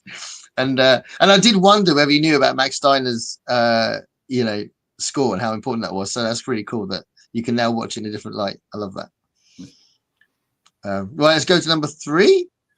All right, number 3. I don't own it, which is a tragedy. I need to go buy this movie. And it is 1954 Alfred Hitchcock film. I think, in my opinion, it's his best Alfred Hitchcock movie. I know there's a lot of great ones out there, but I just think that Rear Window with Jimmy Stewart and Grace Kelly. And then you got Raymond Burr in a very unusual role as the murderer there. And that whole movie is just fantastic. It's just a wonderful, wonderful film. And that would be a movie that I could definitely watch over and over. There's so many character studies that are in that movie. There's so many characters that they go into with all the great detail. And Jimmy Stewart's sitting there with the spy glasses in his room with his broken leg, and he's spying into, which might be a bit controversial today, as he's peeking through windows of the apartments on the other side. And it's just a fantastic film from start to finish. And in my opinion, it's the best Alfred Hitchcock, and the best of Alfred Hitchcock is going to be rewatchable and rewatchable. Yeah, no, absolutely. It was a great film, and yeah, I think I've seen about half a dozen Hitchcock films, I guess, and I think that probably is the best out of the ones I've seen. There's loads I haven't seen in the early ones. I think I've seen all of the early ones. Jim's still here. That's good. I'm sure we should get loads of people agreeing with you about Rear Window. I mean, come on. The Birds always gets up there, and what North by Northwest, and there's a couple others. I mean, he's one of the greatest directors of all time, so he's got some really good ones to pick from. It's definitely you could debate this one all night long. But for me, for my 10 cents, I think Rear Window is his best movie. And loads of directors say that he changed how you actually film a scene and where you put the camera. and No, all that kind of absolutely. thing. How you frame it. Yep. Yeah. So that's obviously really important because yeah, you did mention Psycho, which is obviously another big one. Yeah. Strangers on the Train, all that, you know. But yeah, just loads of phenomenal ones. Let's see what people are saying about Rear Window because we've already got lots of comments on this one, which is good. Although yeah, we got the actual quote. I was like, I was waiting for you to say it was beauty that killed the beast. It's beauty that killed the It was, beast. yeah, that's like you say. That's the last line, isn't it? That's right. Rear Window is my favorite movie. I go. Medium John Silver definitely agrees. It's his favorite movie. Awesome. Hitchcock set the standard for suspense movies. Yeah, brilliant. It's still, yeah, there we go. Yeah, so Jim's talking about that reference to directors saying how he influenced how they film. Yeah, really important. Brian says, I agree about Kong's tragedy in the original, but that more recent Kong dragged on so long, I was sort of rooting for him to die. Is that they're talking about? Hey, Brian, you talking about the very recent one where they go down into the core of the Earth? I think he means the Peter Jackson one that's like 3 hours long. Yeah, that's from like 1980, I think. Because they just did another. Was it King Kong versus Godzilla? Yeah, they did. Yeah, in the theater where the, they go the down. new, yeah, the newer ones are much better. Yeah, yeah. The Peter Jackson one is way too long. that was not Peter Jackson's high point. No, he's got a bit obsessed with making films long. He doesn't have to make every film long. And I'm a big fan, but once he did Lord of the Rings, he just started getting his routine of doing overlong films. Go on. I was going to say, I've got a Peter Jackson for you. Have you seen the Peter Jackson documentary, And They Shall Not Grow Old? Oh, no, I haven't. Fantastic. Okay. Fantastic. Was it the Royal Military Museum, or the British Royal? They had reels and reels and reels of World War I film. Was it the British War Museum? Yeah, it was the Government War Museum. I'm getting the name wrong. And it was deteriorating. And they gave it all to Peter Jackson on the condition that, he could, do anything he wanted to it, but he had to restore it and turn it into a movie, a documentary, but a documentary that, had some type of a trajectory to it. And Peter Jackson just knocked it out of the park. They take all that choppy old war film footage and they make it smooth, like you're watching real people. They colorized it perfectly. And Peter Jackson is just a gigantic World War I buff. He has hundreds of uniforms that he has bought and collected and he keeps at his home. So he pulled out all the original World War I uniforms to get the exact right colors when they were colorizing all the actual uniforms in these black and white films. The sound he has World War I cannons in his backyard. So they used the sound of him opening and slamming shut the breeches to get the sound when they're shutting the breeches and opening them up. They had the Royal Army, the British Royal Army, fire artillery rounds in the right millimeters in order to get the sound of the explosions and the shells going out to match the shells that are being fired on the screen. And then they brought in lip readers to read the lips of what the people were saying. And then they saw the patches that were on their uniforms, which, and I guess back in the day, these companies, these brigades came from certain areas in England, and they had different dialects. And so they got people with those dialects to come in and then, do the voices. That's very clever. To marry it up. Oh, it's absolutely stunning. If you like history at all, they should show this in every history class in high school, as far as I'm concerned. Well, probably will be used in schools, won't it? I would hope so. It's just a wonderful film. I went on way off on a tangent there, but no. Well, it's funny because when Peter Jackson was mentioned because of that Kong film, I've just been getting back to Get Back, which is the Beatles documentary that he did, which is incredibly long. It's 9 hours long, and I've now just finished the second part. So I watched the first part when it first came out, and then I lost Disney Plus for a while. I've got it back, so I watched the rest of the second one. And now I've got the third one to watch. The second one does drag a bit, but it's an incredible piece of footage because you're just literally watching the Beatles at work. And obviously you're watching them at the end of their time. So you can see that some of them had had enough. I think Paul's trying to keep the band going. Ringo just wants to drum, but George and John are definitely fed up with it. I think they want to do their own thing at that point. But yeah, it's really interesting. It's really. I think anyone who's interested in music should watch it. But obviously, the third part does feature the big rooftop concert as well. So I saw the first part of it, and that something happened. We got distracted, and I haven't got back to it. I should get back to it. I remember my impression of it was just how much pressure these guys they put under.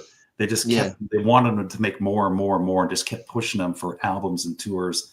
And just it's amazing that they stuck together as long as they did under the pressure that the studios were putting on them to produce. And well, they were so mega famous by then that there is that idea that whatever they did, millions of people would see it. So that the pressure must have been incredible. And they said to them, "We want to make give you 2 weeks, and we want you to do a concert in 2 weeks." And and they're like, "Well, we haven't got any songs," so they had to come up with songs. Yeah, just fascinating, really fascinating. Right, okay, yeah. So Medium John Silver says, if you like Rear Window, you'll like Rope. Rope's a good one. I've not seen Rope. Yeah, you'll like Rope. You're right. It's got a similar vibe. I'd suggest humbly. Has anyone seen the old Hitchcock film about the boy and the bomb? I don't think I've seen that one. You seen that one? No. We need a title, Constance. If you can remember the title, that'd be awesome. Someone else might title it. Hey, so Luna Librio loves Hitchcock. Although critics say Vertigo was the best film in retrospect. Yeah. What do critics know? Don't get me started on critics.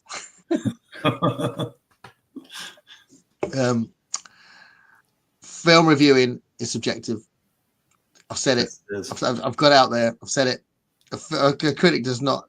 It's not a fact. If a critic says something about a film, I never forget two things I'll reference. Barry Norman, who was a big critic over here in the 70s and 80s, he had this weekly show on BBC One where he reviewed films, and he said he didn't understand Star Wars. There's a load of nonsense, and I'm sure it's not going to be a big hit. Clearly, didn't know what he was talking about. And Star Wars is incredible. And then there's also, I remember, never forget when Nightmare Before Christmas came out, and there was this really poncy critic on BBC Two that did this late night review, and he said that he thought Nightmare Before Christmas was an allegory of the Gulf War. No, it wasn't, you pretentious dickhead. It was just a story about Jack Skellington stealing Christmas, you idiot. So yeah, that's that. I think that says everything about critics. The fact that he thought it was an allegory about the Gulf War. Calm down. Just listen to the songs. Enjoy yourself, you idiot. Rolling Stone magazine said Led Zeppelin would never go anywhere. yeah. Hacks. Critics are people, and people are flawed, and they have opinions, but authorship trademarks voyeurism. Use voyeurism a lot. Is that true? Maybe he did for individual, like certain shots in lots of films, because obviously Rear Window is all about voyeurism. Yeah, that's true. How much he used it in general. North by Northwest, classic. Strange and Unusual film is called Lifeboat, based on a short story by Steinbeck. Okay. I know that one. You know that one. I do. I wouldn't put it up. It's good. I mean, anything Alfred Hitchcock does is going to be good. I wouldn't put it quite in the same tier as those others, Vertigo, Psycho, Rear Window, though. Best character is that visiting nurse who gets wrapped up in the voyeurism thing. And she actually pointed out that the Jimmy Stewart character is doing the wrong thing by spying on other people. Sabotage. That's the one about Boy in the Bomb. Sabotage. I'm going to look for it, see if I can get it on anything I've got. I've got a few options. But there's with our Amazon Prime, you can if you got lots of money, you can have loads of extra subscriptions for even an even deeper dive into films and stuff. You can have like the BFI channel, and there's a horror channel. You can get all sorts of stuff. Arrow channel. So yeah, if I was loaded, I could probably watch any film. But you get all the streaming services, and you've got to be selling heroin on the corner in order to pay for it. Yeah. It's interesting you said when you were younger there was 4 choices of channels, and you said PBS was the government one? Did you say? Basically, yeah. So you had 3 VHF channels and you had 1 UHF channel, which was PBS, Public Broadcasting. I'm sorry, I keep forgetting you're in Great Britain. So the government, in fact, this is actually in the news right now. The public broadcasting system is a part of like NPR, the National Program Radio, and all that. That gets a lot of government funding, and it's all targeted by. Oh, NPR's like that as well. That's interesting. Yeah, so I mean, I don't want to go down that rabbit hole, but it was essentially a government-run program. And in fact, late at night they actually had a program that would come on that was called the government program, and it was great. It was just they gave people money, and they would go out and they would just film different things. And they had another program that would come on late at night on PBS. It was a German news channel show that they would show. They would just show bizarre stuff. In fact, that's where I first saw Doctor Who was on PBS. Was it? At like 11 o'clock at night. It was just like, oh my God, what is this? You know. So that was funded by taxes, right? Yes, it is funded. That's so interesting. Because we obviously our BBC is funded by us. We pay for BBC, whereas all our other channels are funded by advertising. So we've got a very similar situation. You know, we always think that our situation is different to yours, but you've got PBS, which is government funded, same as us. We pay for BBC. You know, so it's interesting. There's a link there. Yeah. Yep. So Medium John Silver says Sabotage is on YouTube. Oh, here we go. 1936. Wow. Constance, I can watch it. 1936. So that would be a really early one, wouldn't it? 1936. I used to love the Alfred Hitchcock Presents show as well. Oh, yeah. I hadn't thought about that in a long time. Alfred Hitchcock Presents. Yeah.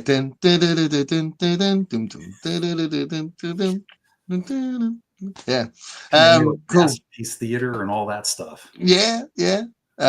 He was a bit of a character, wasn't he? And he liked putting his own. He usually liked having little cameos in his own films, didn't he? and I've used to, but only got a couple now. But I used to get well into the idea of buying the Alfred Hitchcock linked horror anthology books as well.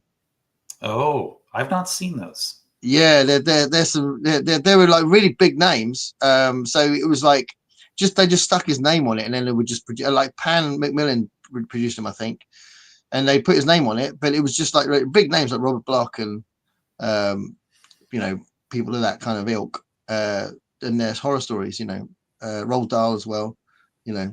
Oh yeah. Yeah. Hold on, we got so Constance says watch it. It's his own thing. Brian says we had the 3 networks, but our PBS station was also VHF. Oh wow, lucky you. You had to have a special antenna. You had to have you had the VHF antenna on our TV, and then you had to have a UHF antenna in order to get PBS. Okay. That was back when you had to get off of your butt and go actually click the channel dial over to get the channel that you wanted. Move the rabbit ears around to bring it in. Yeah, it's very different now because there's 2 ways we can have stuff. We can either have a satellite or cable, and we've always used cable.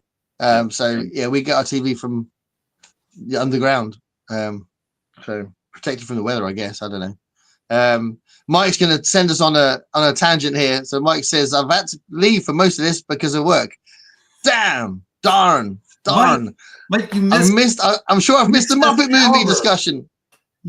You missed Excalibur. Yeah. Mike, you got to tell us what you think of Excalibur. He probably wasn't bothered about Led Zeppelin, I imagine. I don't know. Maybe he was. But he might have missed. Did he miss Seven? No, he was here for Seven Samurai. Yes. But what else? Can't remember what else. What was the last one? Hitchcock. He might have heard the last bit of Hitchcock. Yeah. Rear Window. So yeah, the Muppet movie. Have you got anything to say about the Muppet movie? Which one? Well, I'm assuming he means the first one where they all get together and he starts off playing the banjo at the beginning. Other than Kermit and Miss Piggy singing to each other, I've just did complete blank. He's teasing because he knows that I'm obsessed. I'm a huge Muppet fan, Ben. So I love the Muppets. The Muppet Show with Animal and yeah, the drums and the two old guys up in the balcony. They were awesome. The um, Swiss chef. there's a live stream I'm kind of very gently creating. I've messaged a few people who are interested in doing it, where we're going to watch the recent Jim Henson documentary that Ron Howard put on Disney Plus. We're going to watch that, and then we're going to do a live show where we'll talk about Jim and that documentary. He's a genius. So, Jim Henson's a genius. Yeah, he's my all-time hero. I think if everyone lived by his mantra, the world would be a lovely place. Yes, would. Yeah. Here we go. Excalibur is the most rewatchable movie ever. That's why I brought it.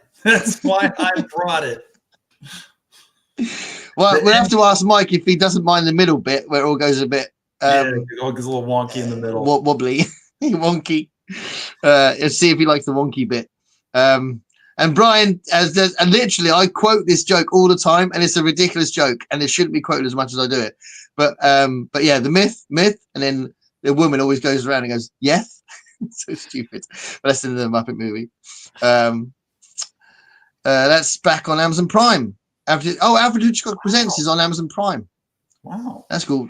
We probably get different selections over here for Amazon Prime that you do, don't we? I would imagine.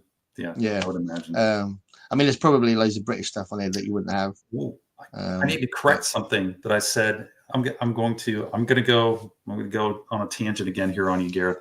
Okay. On one of my recent videos, I was talking about Amazon Prime and how Henry Cavill had fallen out with Amazon over his deal to make Warhammer 40,000. They kissed and made up. Okay. A week before I made that video and made that statement, Henry Cavill put out an Instagram message. Apparently, they are back on track. They have made up, and they are driving forward to make Warhammer 40,000 on Amazon Prime. Wow, that's cool. Henry Cavill was interesting, isn't he? Because he takes on these roles for personal reasons, doesn't he? He really liked The Witcher, didn't he? When he agreed to do it, he was like, I really want to do it. Yeah. So he's really into Warhammer. That was why they fell out, was because Amazon was pushing him to make changes that were very unfaithful to the original lore, which there's a mountain of it. I mean, we don't want to go into it, but that's why they fell out, is because they wanted to make changes that were going to be unfaithful. And it's like, no, we're either doing this right or we're not doing it. So hopefully he won that battle, and they're going to go forward. Yeah.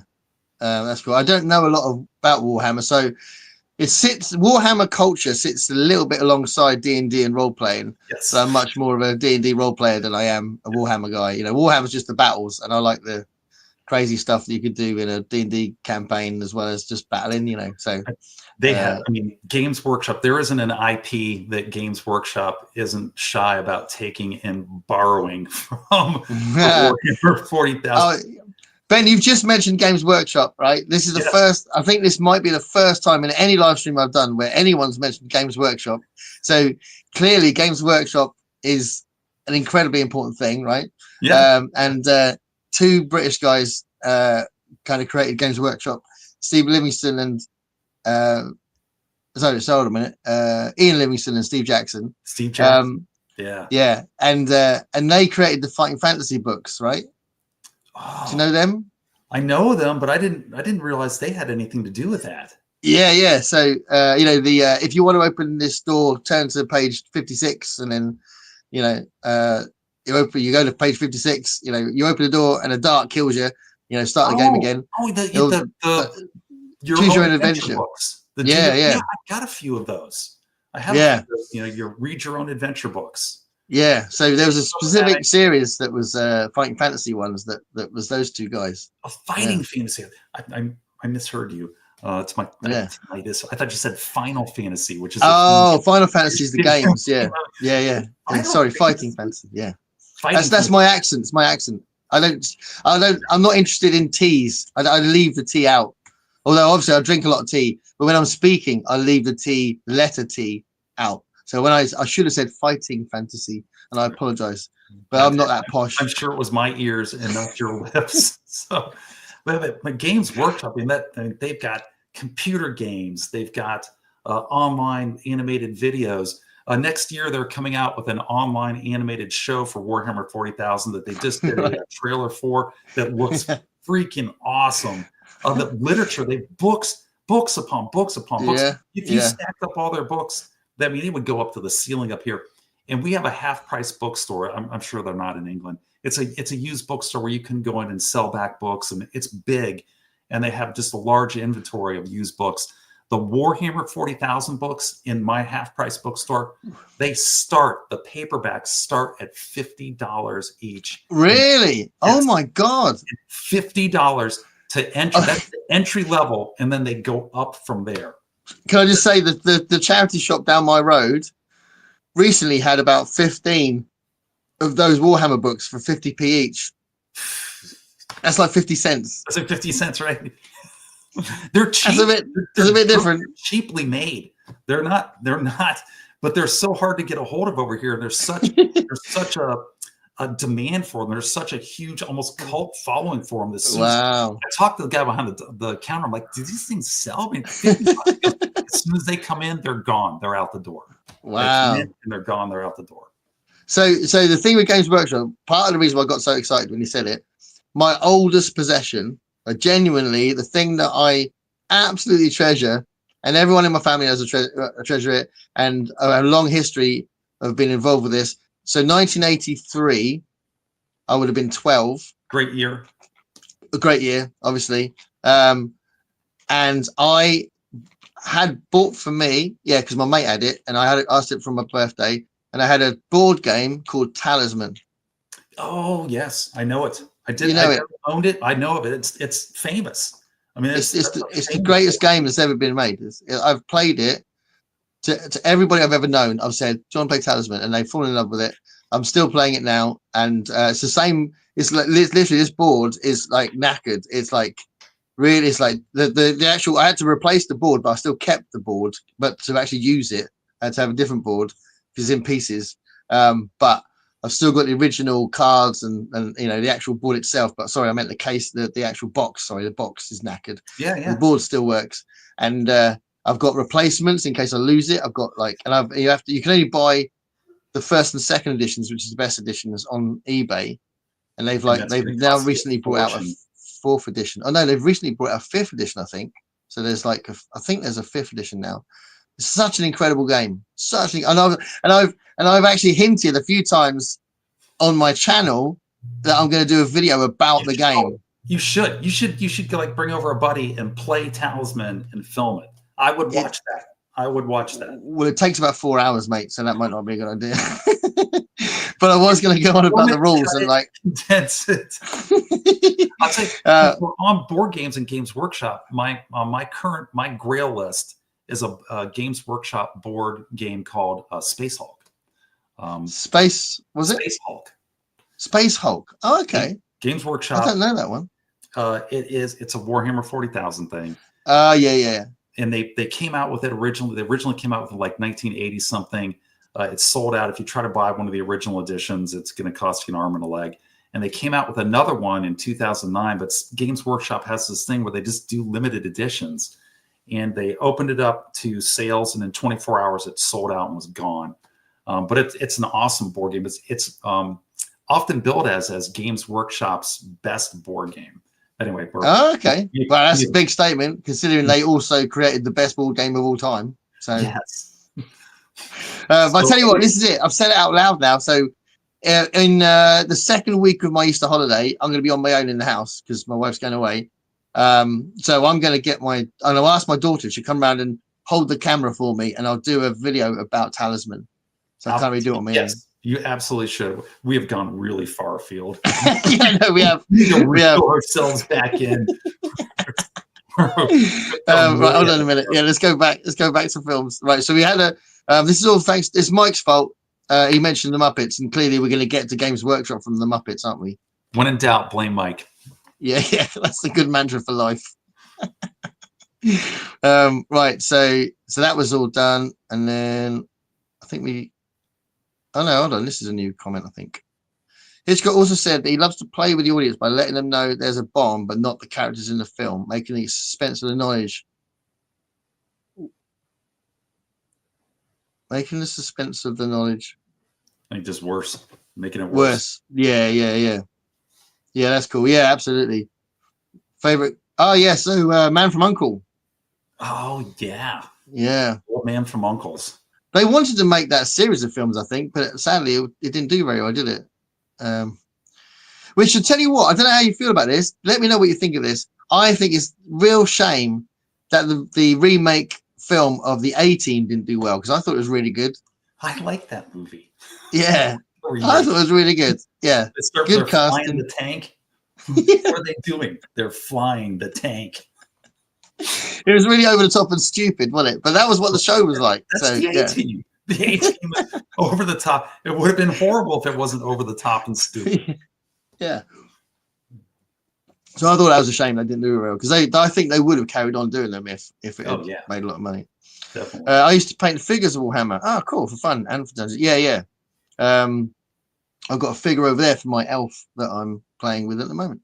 Like the old ones, the ones when they were still made out of lead, like the fun, from like 1980. Yeah. I like those things. Gareth, you've done live streams that are 5 hours long. This is true. You can film a 4-hour role playing game. Well, that's true. Well, it won't be a role playing game. It's a board game. But I don't know. Yeah, I suppose maybe. But I'm definitely gonna. I'll tell you what. I'll see how well the video does, because it could tank. But I'll do a video on Talisman, and if anything, you'll see my enthusiasm, even if you are not interested in the game at all. Count me in. I'll be there. Oh, here we go. I somehow never saw the A-Team movie. I've had that TV theme in my head for decades. Okay. Yeah, give it a go. It's good, isn't it, Ben? It's good fun. Yeah, it's just good dumb fun. Yeah, Liam Neeson is Hannibal, isn't he? And then you've got that wrestler that was BA's character. No, BA Baracus, Mr. T's character. But also, I thought it was absolute genius casting. Oh God, I'm gonna lose the name again. The South African guy that was in District 9. He plays Murdoch, didn't he? What's his name? He's brilliant. He's Copley, Sharto Copley. And then they play him off against the guy who's playing Face, and he's well known. Bradley Cooper. Yeah, Bradley Cooper's perfect for Face. Yeah. What a great cast. It was. Good movie. Yeah. Oh, I'll tell you what. District 9 is one of my all-time favorite films, by the way. Do you like District 9? No. Oh, is this going to be controversial? Do you not like District 9? It's Paul Blomkamp, right? District 9, Paul Blomkamp. He's the director. Neil Blomkamp. Neil Blomkamp, sorry. Paul Verhoeven is who I was mixing that up with. Yeah. Blomkamp, it's super well directed. It's super well acted. And I just the story just didn't resonate with me. Wow. I really love that film so much. And Blomkamp, he just shot Gran Turismo, the racing game. That was great. I love that movie. And in District 9, I'll give District 9 full props. Super well directed, super well acted, but the plot didn't resonate with me. Okay. I was utterly gripped. I'm no fun to go to the movie theaters with kids. Hey, we're not going to agree on everything. That's all good. It's all good. But Constance agrees with me, so I'm afraid Constance thinks you're wrong. It's undeniably a good movie. It is undeniably a good movie. Have you heard of the graphic novels Adventure Zone? They're the ones that I think they made the graphic novel out of the game, the D&D game they did. Based on a podcast. Whoa, Luna Librio has Talisman. That's pretty amazing. I don't meet people that often have it. They always are up for playing with my game, but they don't often know. I mean, that thing is hard to come by. The Dungeon Edition, yeah. Oh, Mike says District 9's really good. It was well directed. It's got well acted. It just Ben, I'm disappointing you. This is going to be the moment where, like, and you're going to at the end you're going to walk off, going, "Why did I say that about District 9?" I just lost 100 subscribers. Extension, yeah, I've got the dungeon extension as well. I played Talisman in the app. Oh yeah. You can play Talisman online. It's not as good. Let me ask you a question about Talisman. Do you have figures that move around a board with Talisman? They do in the new. Go on. I'm trying to picture it in my head, and I'm not coming up with it. Yeah, the new version, the 4th edition, they made them into figures, but the previous version, they were what do they call them? They were like little discs with cards in them. Okay, yeah, but you still have figures. You've got a cardboard cutout fits into a little disc. It's got the holder Yeah. on it, so you're moving. Yeah. So it's like a dungeon exploration type of thing. Yeah, the main they did a 3rd extension to the game, like a 3rd expansion set where they changed the rules of the game. But essentially, it's always been the idea that you are a character of your choice. So you could be like an elf, a ranger, a warrior, barbarian, troll, witch. Standard, blah blah blah blah. D&D character class. Yeah, whatever you want, magic user, wizard, whatever. And you go around the board. And one of the strokes of genius is that you roll a dice and decide what direction you go in. You don't have to go in left or right. You can choose whatever space you want to go in that amount of squares. And then you can go to the tavern, you go to the city, chapel. You can do all these different places, go to a temple and pray and get gifts and that. And you build up your character as you go around, and you have to get to the middle. And then you start killing off the other characters when you get to the middle. That's the idea of the basic game. So like buff up, and you buff up your character, and then you all come together, and the strongest one prevails. Kind of. Yeah. That sounds really fun. That sounds interesting. Yeah. And through the machinations of the game, you also have to have a talisman, because you can't get into the middle without going through this sort of barrier of fire that the talisman helps you to get through. That takes you into the middle. And there's like 3 regions. There's like an outer region, a middle region, and an inner region, and they get harder as you go along. Sure. Yeah. And you can land on another player and beat them up and nick their stuff if you want. Which was always great when you're playing the original Dungeons and Dragons. Loot the yeah. And then just I'll give you a little hint as well. Like some of the things you can do, I'll try and give over this idea in the video about how many different things you can do that make the game, like every single game, different. I've played it thousands and thousands of times over the years, and it's always different. And say, like, when you start, you're only allowed 4 objects. When you draw these cards and you get objects, you're only allowed 4. The idea is you'll be too encumbered if you had more than 4. So if you get a mule, you can have more than that. If you get the horse and cart, you can have an endless amount of objects. Okay. So once someone gets the horse and cart, they start collecting objects. They get really buff because they might have a magic ring, and they might have a sword, and they might have an axe, all these different things that make them stronger. So they go around being all cocky. And then if someone gets they get a spell that makes them really weak or something like that, so you manage to you can beat them in battle just by landing on their square, you can nick their horse and cart. And not only have you beaten them and nicked their horse and cart, but they've got to get rid of all of their objects because they haven't got the horse and cart anymore.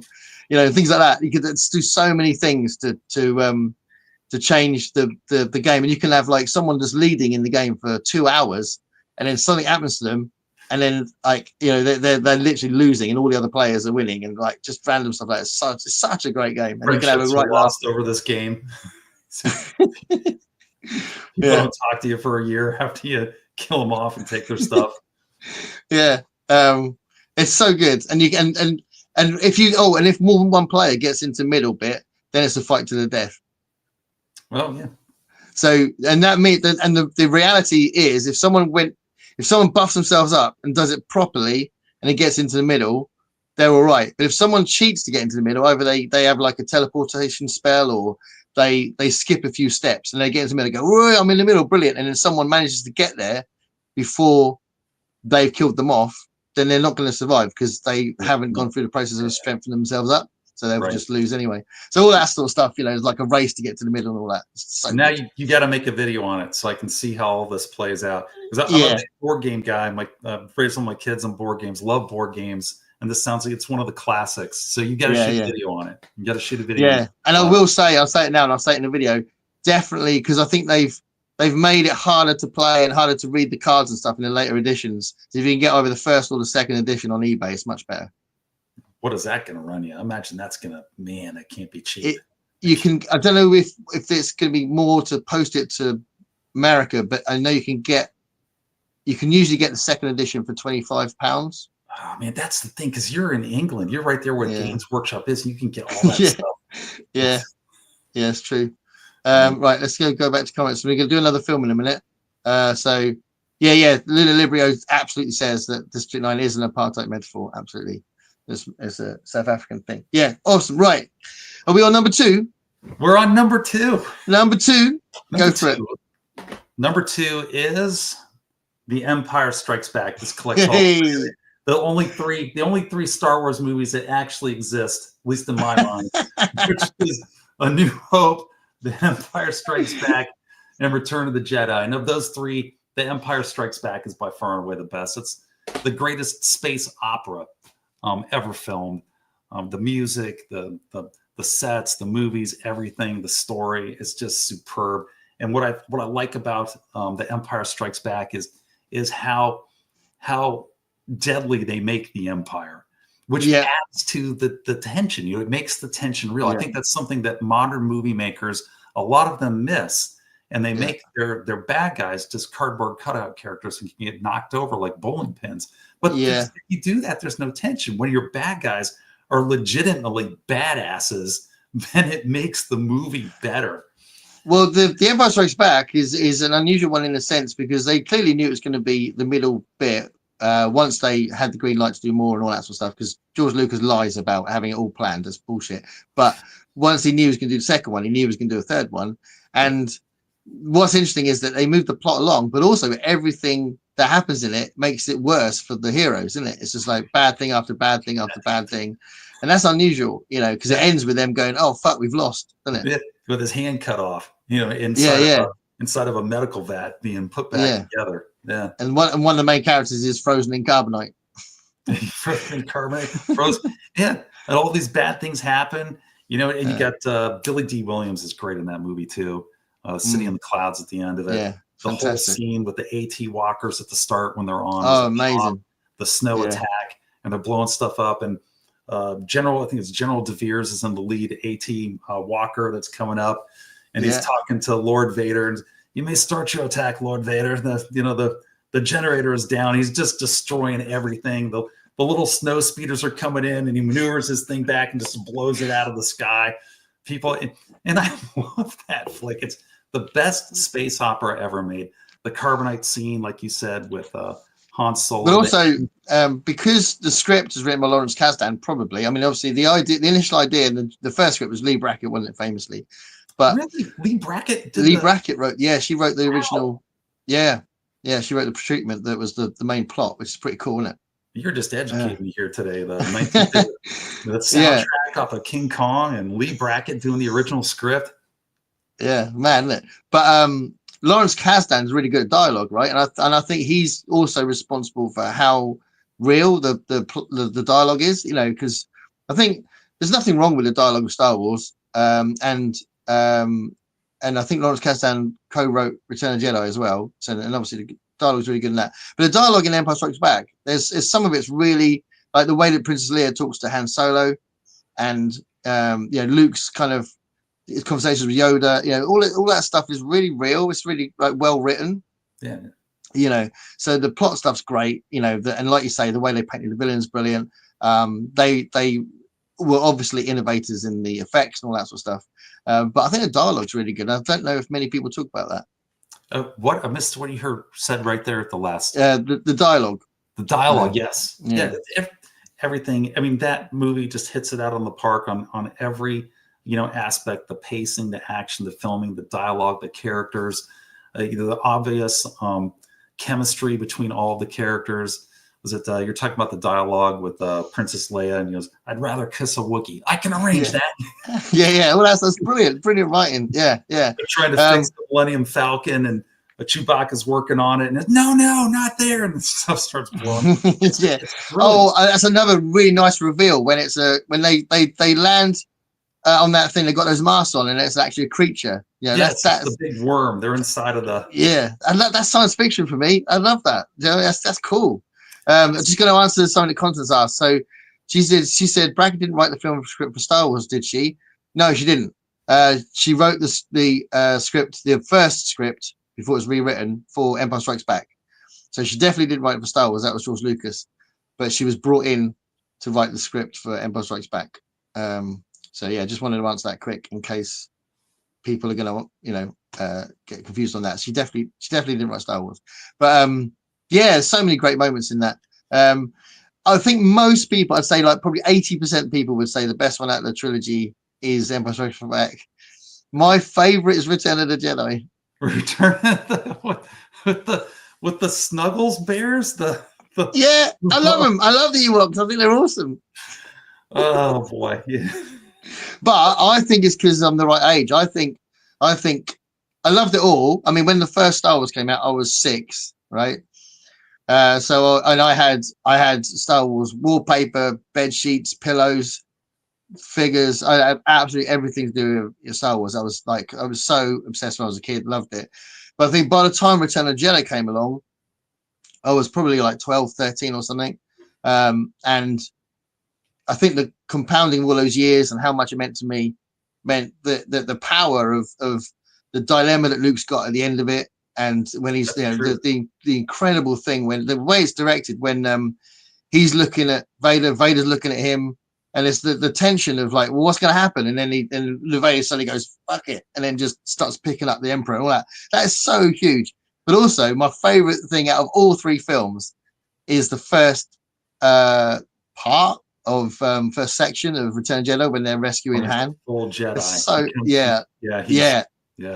And they all go in and they all fail.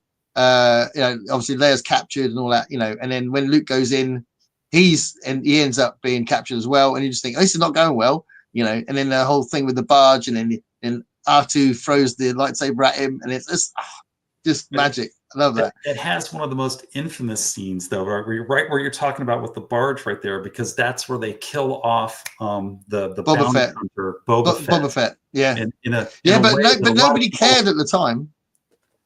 Really? Yeah. Boba Fett's become this thing where I think the reason why they started putting Boba Fett in the new stuff is that over time, like with the novels and stuff, people started like getting really into him. Oh. But at the time, it was like they thought he was cool. But they didn't go, oh my God, I can't believe they killed this guy, because he's only in about 5 minutes of footage, like over those 2 films. Yeah. So, do you know what I mean? I think they thought it was cool, but it wasn't like outrageous that they did that, But yeah, I mean, we could talk for hours about Star Wars, but yeah. I'll tell you one tale about Empire Strikes Back. So yeah. I saw it in the theater when it first came out. And this was back when, I mean, you didn't have the multi-screens. You went into a movie theater, it was just one giant screen. So there's hundreds of people in the movie theater. And they get to the end of the movie, and you get that famous line, where it comes out, the reveal at the end. Yes. Luke, I am your father. The movie theater went nuts. Went absolutely, people were, hundreds of people just started screaming and jumping up, and they couldn't believe it. And yeah. I tell you what, I mean, it's weird, because on one hand, everybody does talk about how important that is, but also I don't know if people talk about what a stroke of genius that is. Yeah. That you've got this sort of heroic guy that we all relate to in the first film, and then by the time it gets to the second film, you've built up this villain, and you've like been with this very innocent character for 2 films, and he's a good guy, but you don't assume there's any kind of connection. And Kenobi had set up to that point that Vader killed his father, so that there's some kind of a distant relationship, but nothing really real. And then that line is there, and you're like, what? Huge, absolutely huge. And that, they didn't film. They didn't tell the crew that they didn't tell Luke that was what Mark Hamill that was what he was reacting to. Oh, really? Yeah. It was a surprise to Hamill. Yeah, he got the news. He got the line, and then it was a different line when they were filming it, because they didn't want anyone to leak it. Wow. Yeah. Well, that's a great story. Yeah. Yeah. I mean, it definitely worked. I mean, because that's probably Mark Hamill's best acted scene of his career. It's the most emotion he ever got into anything. Yeah, I've got a soft spot for him though. I think a lot of people attacked him, didn't he? Like after the Star Wars films. I like Mark Hamill for his voice acting. Yeah, he does all, the Joker on all the Batman anime and a bunch of other voice acting. He's brilliant as a voice actor. He's actually got quite a distinctive voice, isn't he? There was someone else that did something like a recent role in something I saw, and I was watching him think, God, you sound a lot like Mark Hamill. And then I thought, but that must mean Mark Hamill's got quite a distinctive voice, you know. I can't remember what it was, but yeah, he's got a great voice. He's great. And he can, you know, as when he's doing the anime, he can change his voice to make it. I mean, he's really good as a voice actor. He likes being evil, doesn't he? He's good at doing villains. He's good at doing. He does the Joker. He does the Joker right. He's a good one for that. So that was at number 2. Was the Empire? Yeah, number 2. Awesome. Right, let's go back to these guys because someone must have said something about Star Wars. There may be someone who'd be brave enough to say they hate Star Wars. Okay, so Constance says you're definitely back on my very good list for that one. Such Thank a tremendous you, Constance. Absolutely. Thank you. It's a trap. Admiral Akbar. That's from the 3rd film, isn't it? Because they don't know that Lando doesn't tell him it's a trap, does he? When Lando screws him over, doesn't he? That's from the 3rd film. Yeah, but again, that's great writing because like Lando kind of says to him, like Han Solo kind of like, I don't know if he says anything or looks at him, and Lando's like, look, I couldn't do anything else. And it's true. You know, when Darth Vader brings all those stormtroopers onto his Cloud City, and it's like, he could, you know, that is such a real thing to do. Like, yeah, I'll give him to you. Do you know what I mean? Like, leave me alone. I'm just a businessman. And Vader keeps upping the stakes, keeps taking more and more from Lando. That was never in the deal. Pray I don't alter it further. There's just so many. There's so many great lines out of that flick. Yeah. Oh, here we go. We might have a correction there. They told Hamill before he filmed, but it was not in the script. Okay. Yeah. So Mark Hamill and George Lucas and one other person knew it at the show. Yeah. So good. I know they wanted to keep it really secret. Yeah. Brilliant. Thanks for correcting me. It's quite right to correct me because I thought that Hamill didn't know either. Yeah. So yeah, fantastic. Number 2 was an epic. So I don't know what you're choosing for number 1. So I always for people watching, I always ask the guests to send me a list in case there's something I can watch that either I've been meaning to watch or I'd never heard of it. And I knew all these films that Ben had mentioned, so I didn't have to panic too much. But I do like to see it just in case I can see something. And he didn't tell me what number 1 was. So you've seen it. There's no chance you haven't seen this movie. None at all. And it won't be a big surprise. But I did break the rules because I couldn't pick which one of these. So I just took all of them. Lord of the Rings. There we go. There we go. DVD collector sets. It's got the making of the Lord of the Rings in with it. So it's like 9 hours of movies with like another 10 hours of the making of.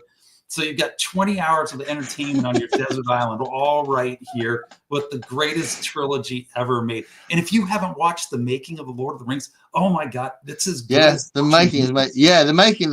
I mean, that's what's so great about the extended versions of the DVDs.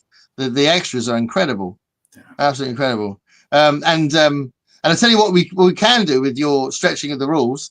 The original book was 1 book, wasn't it? They only put it in 3 books because of the printing issues. It was originally submitted as 1 book. So let's say, you know, same rules with the film. You know, it was only made into 3 films because they had to because of the rules of cinema. There you go.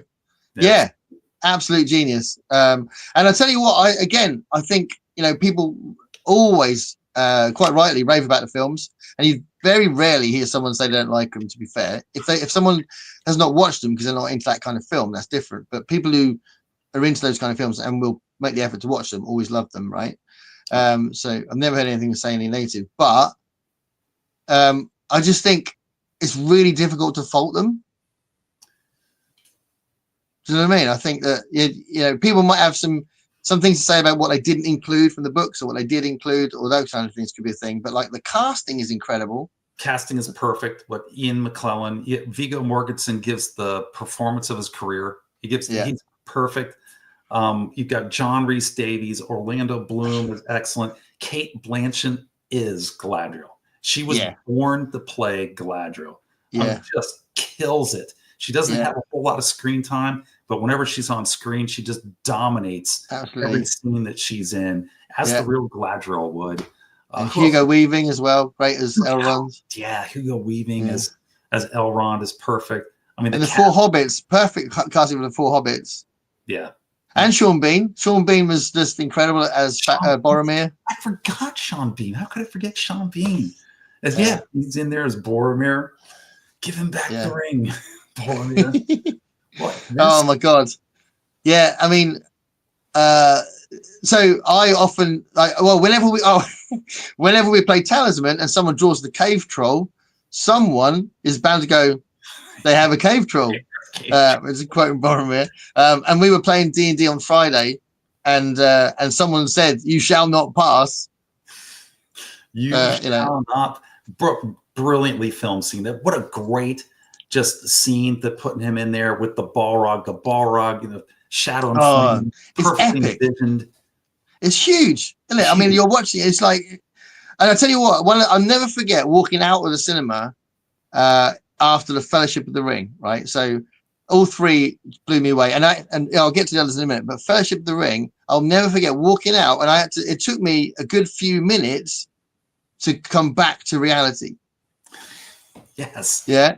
There's You're still there in Our cinema has got like a balcony. You go up the stairs to go into the cinema, and there's like a balcony, and you can look out, and then there's like restaurants around it, and there's like stairs that go up to it. And I remember going out of the cinema and just standing by the balcony and just like kind of going, but also trying to get back to reality, like looking around and like, this is real. Middle Earth is not real anymore. It took me a while. Because they did such a great job of just filming it. That scene was one of the fantastic ones. And then when you come to Return of the King, and it starts at the end of that with the Balrog falling through the mountain, which is just beautiful. It's one of the best shot scenes of the movies, which is great. That and the lighting of the fires, the fires all on the mountains was another just gorgeous, epically filmed scene. So many, every single scene. Also, was it? It was the beginning of Return of the King as well, when it starts with Smeagol and birthday gift with his brother when they're the hobbits. That was a surprise as well. I was like, oh, they're doing that, and just the way they sequenced everything was really perfect as well. And Shelob's scene was just so icky and my wife amazing. Can't watch that scene. She loves those movies. You can't watch Shelob. Watching Return of the King in the cinema, I cried 3 times. Wow! At the very end, when they all bow to, I'll bet that was one. Right? Yeah. So what are the other two? I remember. Well, one of them was pretty early on when Pippin is singing that song, and it is intercut between that and the battle. You remember it? Like, yes. He's forced to sing that song. Denethor makes him sing, and he's like he's eating like really, That was just heartbreaking. That was such beautifully filmed. It's a really just really well done. So that was one bit, and then there's a scene towards the end. I think it's after it all happens, and I think it was when Pippin and Merry first go like run in to see Frodo when he's kind of recovering and it's all happened, and and they were jumping up and down on the bed and all that made me cry as well. And like you say, like the end bit, and there's a bunch of endings in it, but when people go, oh, there's so many endings, you think, you should read it, there's even more endings. Like they took some of that out. But it's just such powerful stuff, and obviously we're not talking about Two Towers, but Two Towers is epic, and there's like Treebeard stuff. The Treebeard was brilliantly done. The siege of crap. Helm's Deep. Helm's Deep, thank you. Wow, I can't believe that stumbled on that one. Siege of Helm's Deep. Fantastic battle scene. One of the greatest, fantasy battle scenes. It's got to be the greatest fantasy battle scene ever filmed. Amazing. Yeah. And the orcs have done so well, and it's just I don't know. You don't want to say it because you sound like an idiot, but it's perfect. It is because it's me. Go on, Garrett. I'm going to suggest a couple ways you could improve. Go. The only things that I would change in it was all the extra stuff that wasn't in the book that they put into the movie. I thought didn't hold up quite as well as what came out of the book, because they add in a couple extra scenes, especially with Liv Taylor's character. And I thought that those weren't quite at the same level as the 99% of the rest of it. I would have the stuff that they added in and made extra. I think you could have taken it out and I think you would have had an even better movie. So okay, there's a bit that they where thing. there's a bit where Aragorn falls off the cliff and he disappears for a while and comes back. That was created for the film, wasn't it? But I thought that was to add tension. I thought that was quite a clever idea. And then they come in and Liv Taylor's character, not Liv Taylor's character. I'm sorry. Oh, do you mean Eowyn's? Eowyn is waiting for him at the gate, and he hasn't arrived, and then he comes stumbling back in. Yeah. Finally, right before the battle. That was good.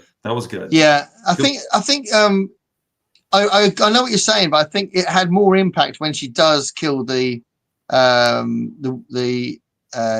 of the Ringwraiths and all that stuff. The Witch King. That's right out of the book. That's from the book. That's yeah. But I feel like it had more. Like she didn't just come out of nowhere and like with because obviously the book is huge, so there's some development of her in there. But if there wasn't those other bits, I don't know where they would have put her development to have that impact when she does kill him. Yeah, do you know what I mean? Absolutely. So, it's a good point. That was a great scene too. And the Witch King just crumples in on himself. Yeah. Takes the sword through the face. Yeah.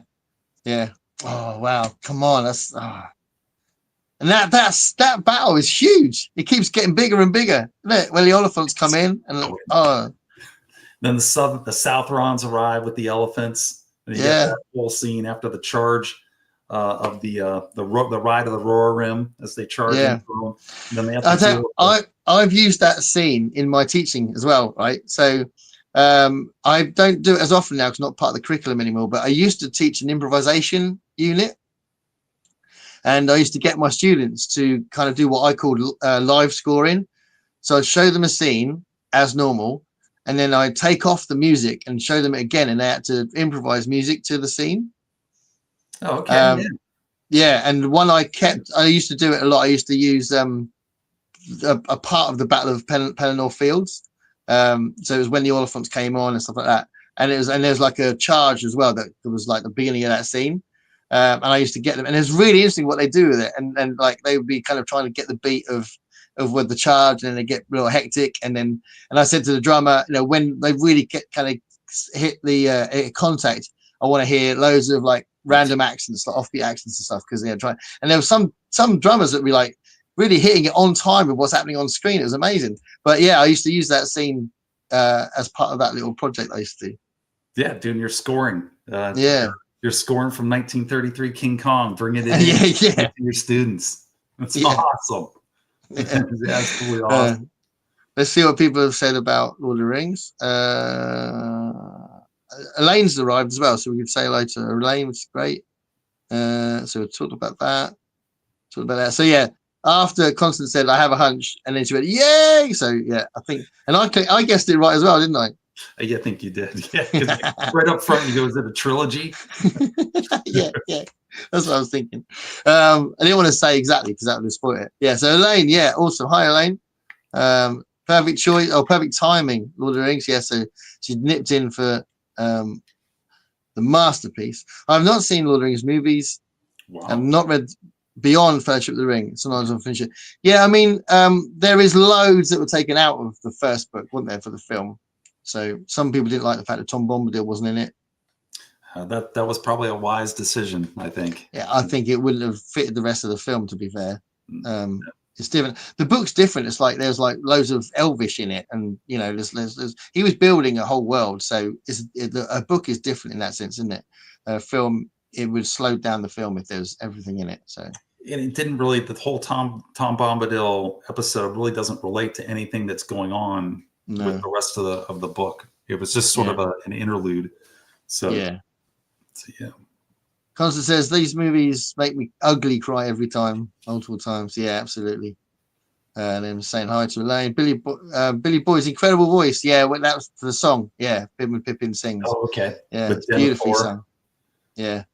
And I really like I know this is a different film. No, forget that. I was about to say something that wasn't relevant. Elaine says, do they do Lord of the Rings marathon movies days? I haven't actually seen it for a little while.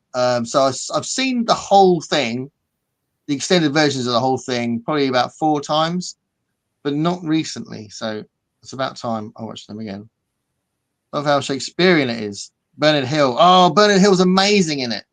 What role did he play? He's the first king. What's the first king called? Theoden. Theoden. Theoden or Theoden. Yeah. yeah. He's the first. Yeah. He's brilliant in it. The one that Reimer Wormtongue has let the other guy get into him. Yeah, and they drive him out in the hall. Yeah. Be gone. Yeah. The introduction of the Rohirrim and all that, isn't it?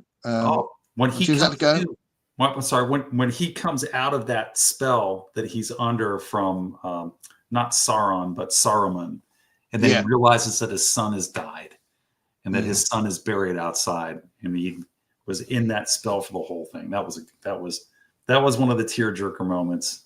Yeah. Again, it's the performance, isn't it? Fantastic. I think he says something like, "No man should bury their son." I think he says.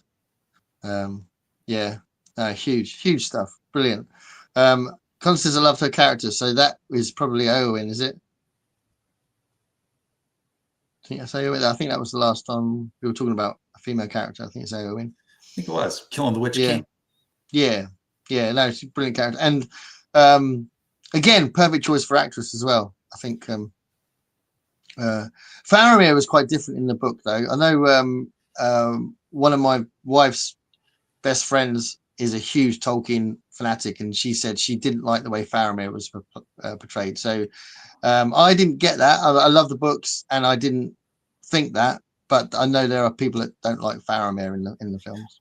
So I read The Hobbit pretty much every year. It's been a while since I've read Lord of the Rings, so I don't know. Yeah. I read it when I was 15. And it's always stayed with me, but I've never read it since. I've only read it that long ago, but I did remember so much of it when I saw the film. So it really had a huge place in my head, but I only read it once. And the films are so faithful to the book that you're right there. I think since then I've kind of not read the books themselves, but read a lot about them and seen lots of discussions about them and those kind of things. So I think that's kept it fresh as well. John Noble played Denethor, didn't he? He's so brilliant in that as well. Just ridiculous. And the score, right? Howard Shaw's music is incredible. Music's perfect. Music is perfect. Yeah, it's the perfect, like you said, it's the perfect trilogy. I mean, it's the standard that all others will be measured against. And so many things that could have been wrong. I mean, they take lots of risks. Like they spent a lot of money on all the armor and the weapons, and that could have been money wasted. And they took some risks with the cast, I think, really, even though they made perfect choices.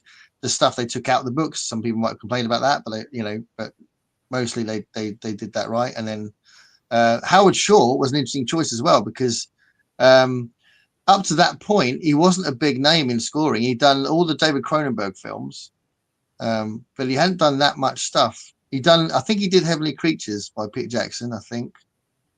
But I don't think he did that many things. And obviously, once he did Lord of the Rings, he was huge. But yeah, I think that was a risk as well. You're talking about the armor, and in the making of, they interviewed the two guys that made all the chainmail, because it was real chainmail that they did on all the actors. And so they had two guys that just were in a room for how many years did it take them to make these? And they came in, the same two guys, every single day, and just joined links together of little links of chainmail. And they estimated that they joined 2 million links of chainmail over the course of the movies. These two guys, they did so much that they removed their fingerprints off of their fingers, making the chainmail. And they're sitting there with these two that look like hippies. And they asked the one guy, "So is this a good job?" Thinking, that the answer is going to be, this is just drudgery. And the guy looks up and he goes, "This is the best job I've ever had."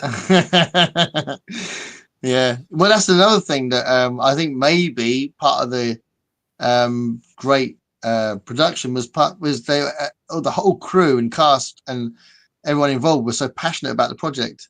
They actually loved doing it, didn't they? And starting with Peter Jackson all the way down. Yeah. And that makes a huge difference, doesn't it? It does. And they had Alan Lee involved, didn't they? The illustrator. Oh yes, yeah. They brought in the two painters and illustrators. They had two really famous ones, and set them right next to each other where they could feed off of each other. And a lot of that is in the making of the Lord of the Rings, where they're talking to them, interviewing them. They're in their studio, showing and making the artwork. That's fantastic. I forgot about that. Thank you for bringing that up. Oh, and also we haven't mentioned him. How cool was that having Ian Holm as Bilbo as well? Yes, he's got that really scary part where he's coming back. Yeah. Did stuff like that. Like again, that's a choice that Peter Jackson made. Like when Galadriel gets all scary as well when she sees Frodo, and like she says something like, she talks about how powerful she is, doesn't she? And I think you will love me in despair. All will love me in despair. Dark queen. And then once she's trying to test Frodo, and Frodo winds up testing her. It's a classic. That's a classic part of the movie right there. Yeah. Oh my God. And then and when he's injured, because obviously he's injured about 3 times in the film, in all the films. But that first time when he's stabbed, when they're and they get attacked by the cave troll, and all those orcs come in and stuff like that. That's such a the way it's filmed. Like I think the all the sound goes, and you just have Frodo just going all that. It's just beautifully done. It's so powerful, and it's like, oh my God, takes the big spear in the chest from the cave troll, but he's got the mithril. There's more to this hobbit than meets the eye. He's got the mithril on underneath it. It's fantastic stuff. Yeah. Oh my God. Yeah. So no, it's a great way to get to your number one. And who cares if it's 3 films, right? Thank you for letting me bend the rules. Hey, Gareth, I'm gonna have to split out. I need to check on my wife, who's been out for a couple hours while I've been here doing this. Okay, no worries at all. This has been absolutely wonderful. Thank you so much. Yeah, we've got some medical issues going on, and I need to check on her. Absolutely. But thank you for inviting me on. I had just a wonderful time. This was a fantastic conversation, a great idea. I loved every minute of it.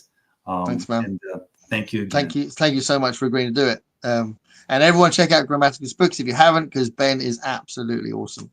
Thank you. And I'm waiting for that video on the board game Talisman. You got to put that up soon. I'll do it soon. Okay, cool. Nice one. Thanks a lot, man. Take care. See you later. See you. Bye, everybody. Okay, so obviously that is the end, but I'll just go to the last comments out of respect for people commenting. So we had that comment about John Noble, and then there's been Elaine says it's been decades since I read the books. Need to read them again.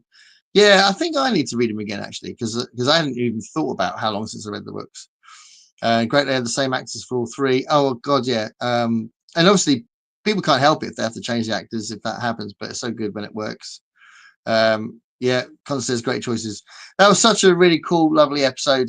I am really loving the fact I've brought this back, and it's nice when I can relate to the films in a very direct way. I can always relate to them in some way, but this was a really great selection of choices from Ben. Thanks so much for anyone that's been watching all the way through. But if you're watching on the rewatch, thank you so much for watching this. You got this far, and there'll be another one coming through at some point once I've figured out who and when and all that. But thank you so much for the support and for watching and for the comments, and keep watching films. They're awesome. And in my humble opinion, support cinemas, because it's the best way to watch a film, I think. Thanks a lot, guys.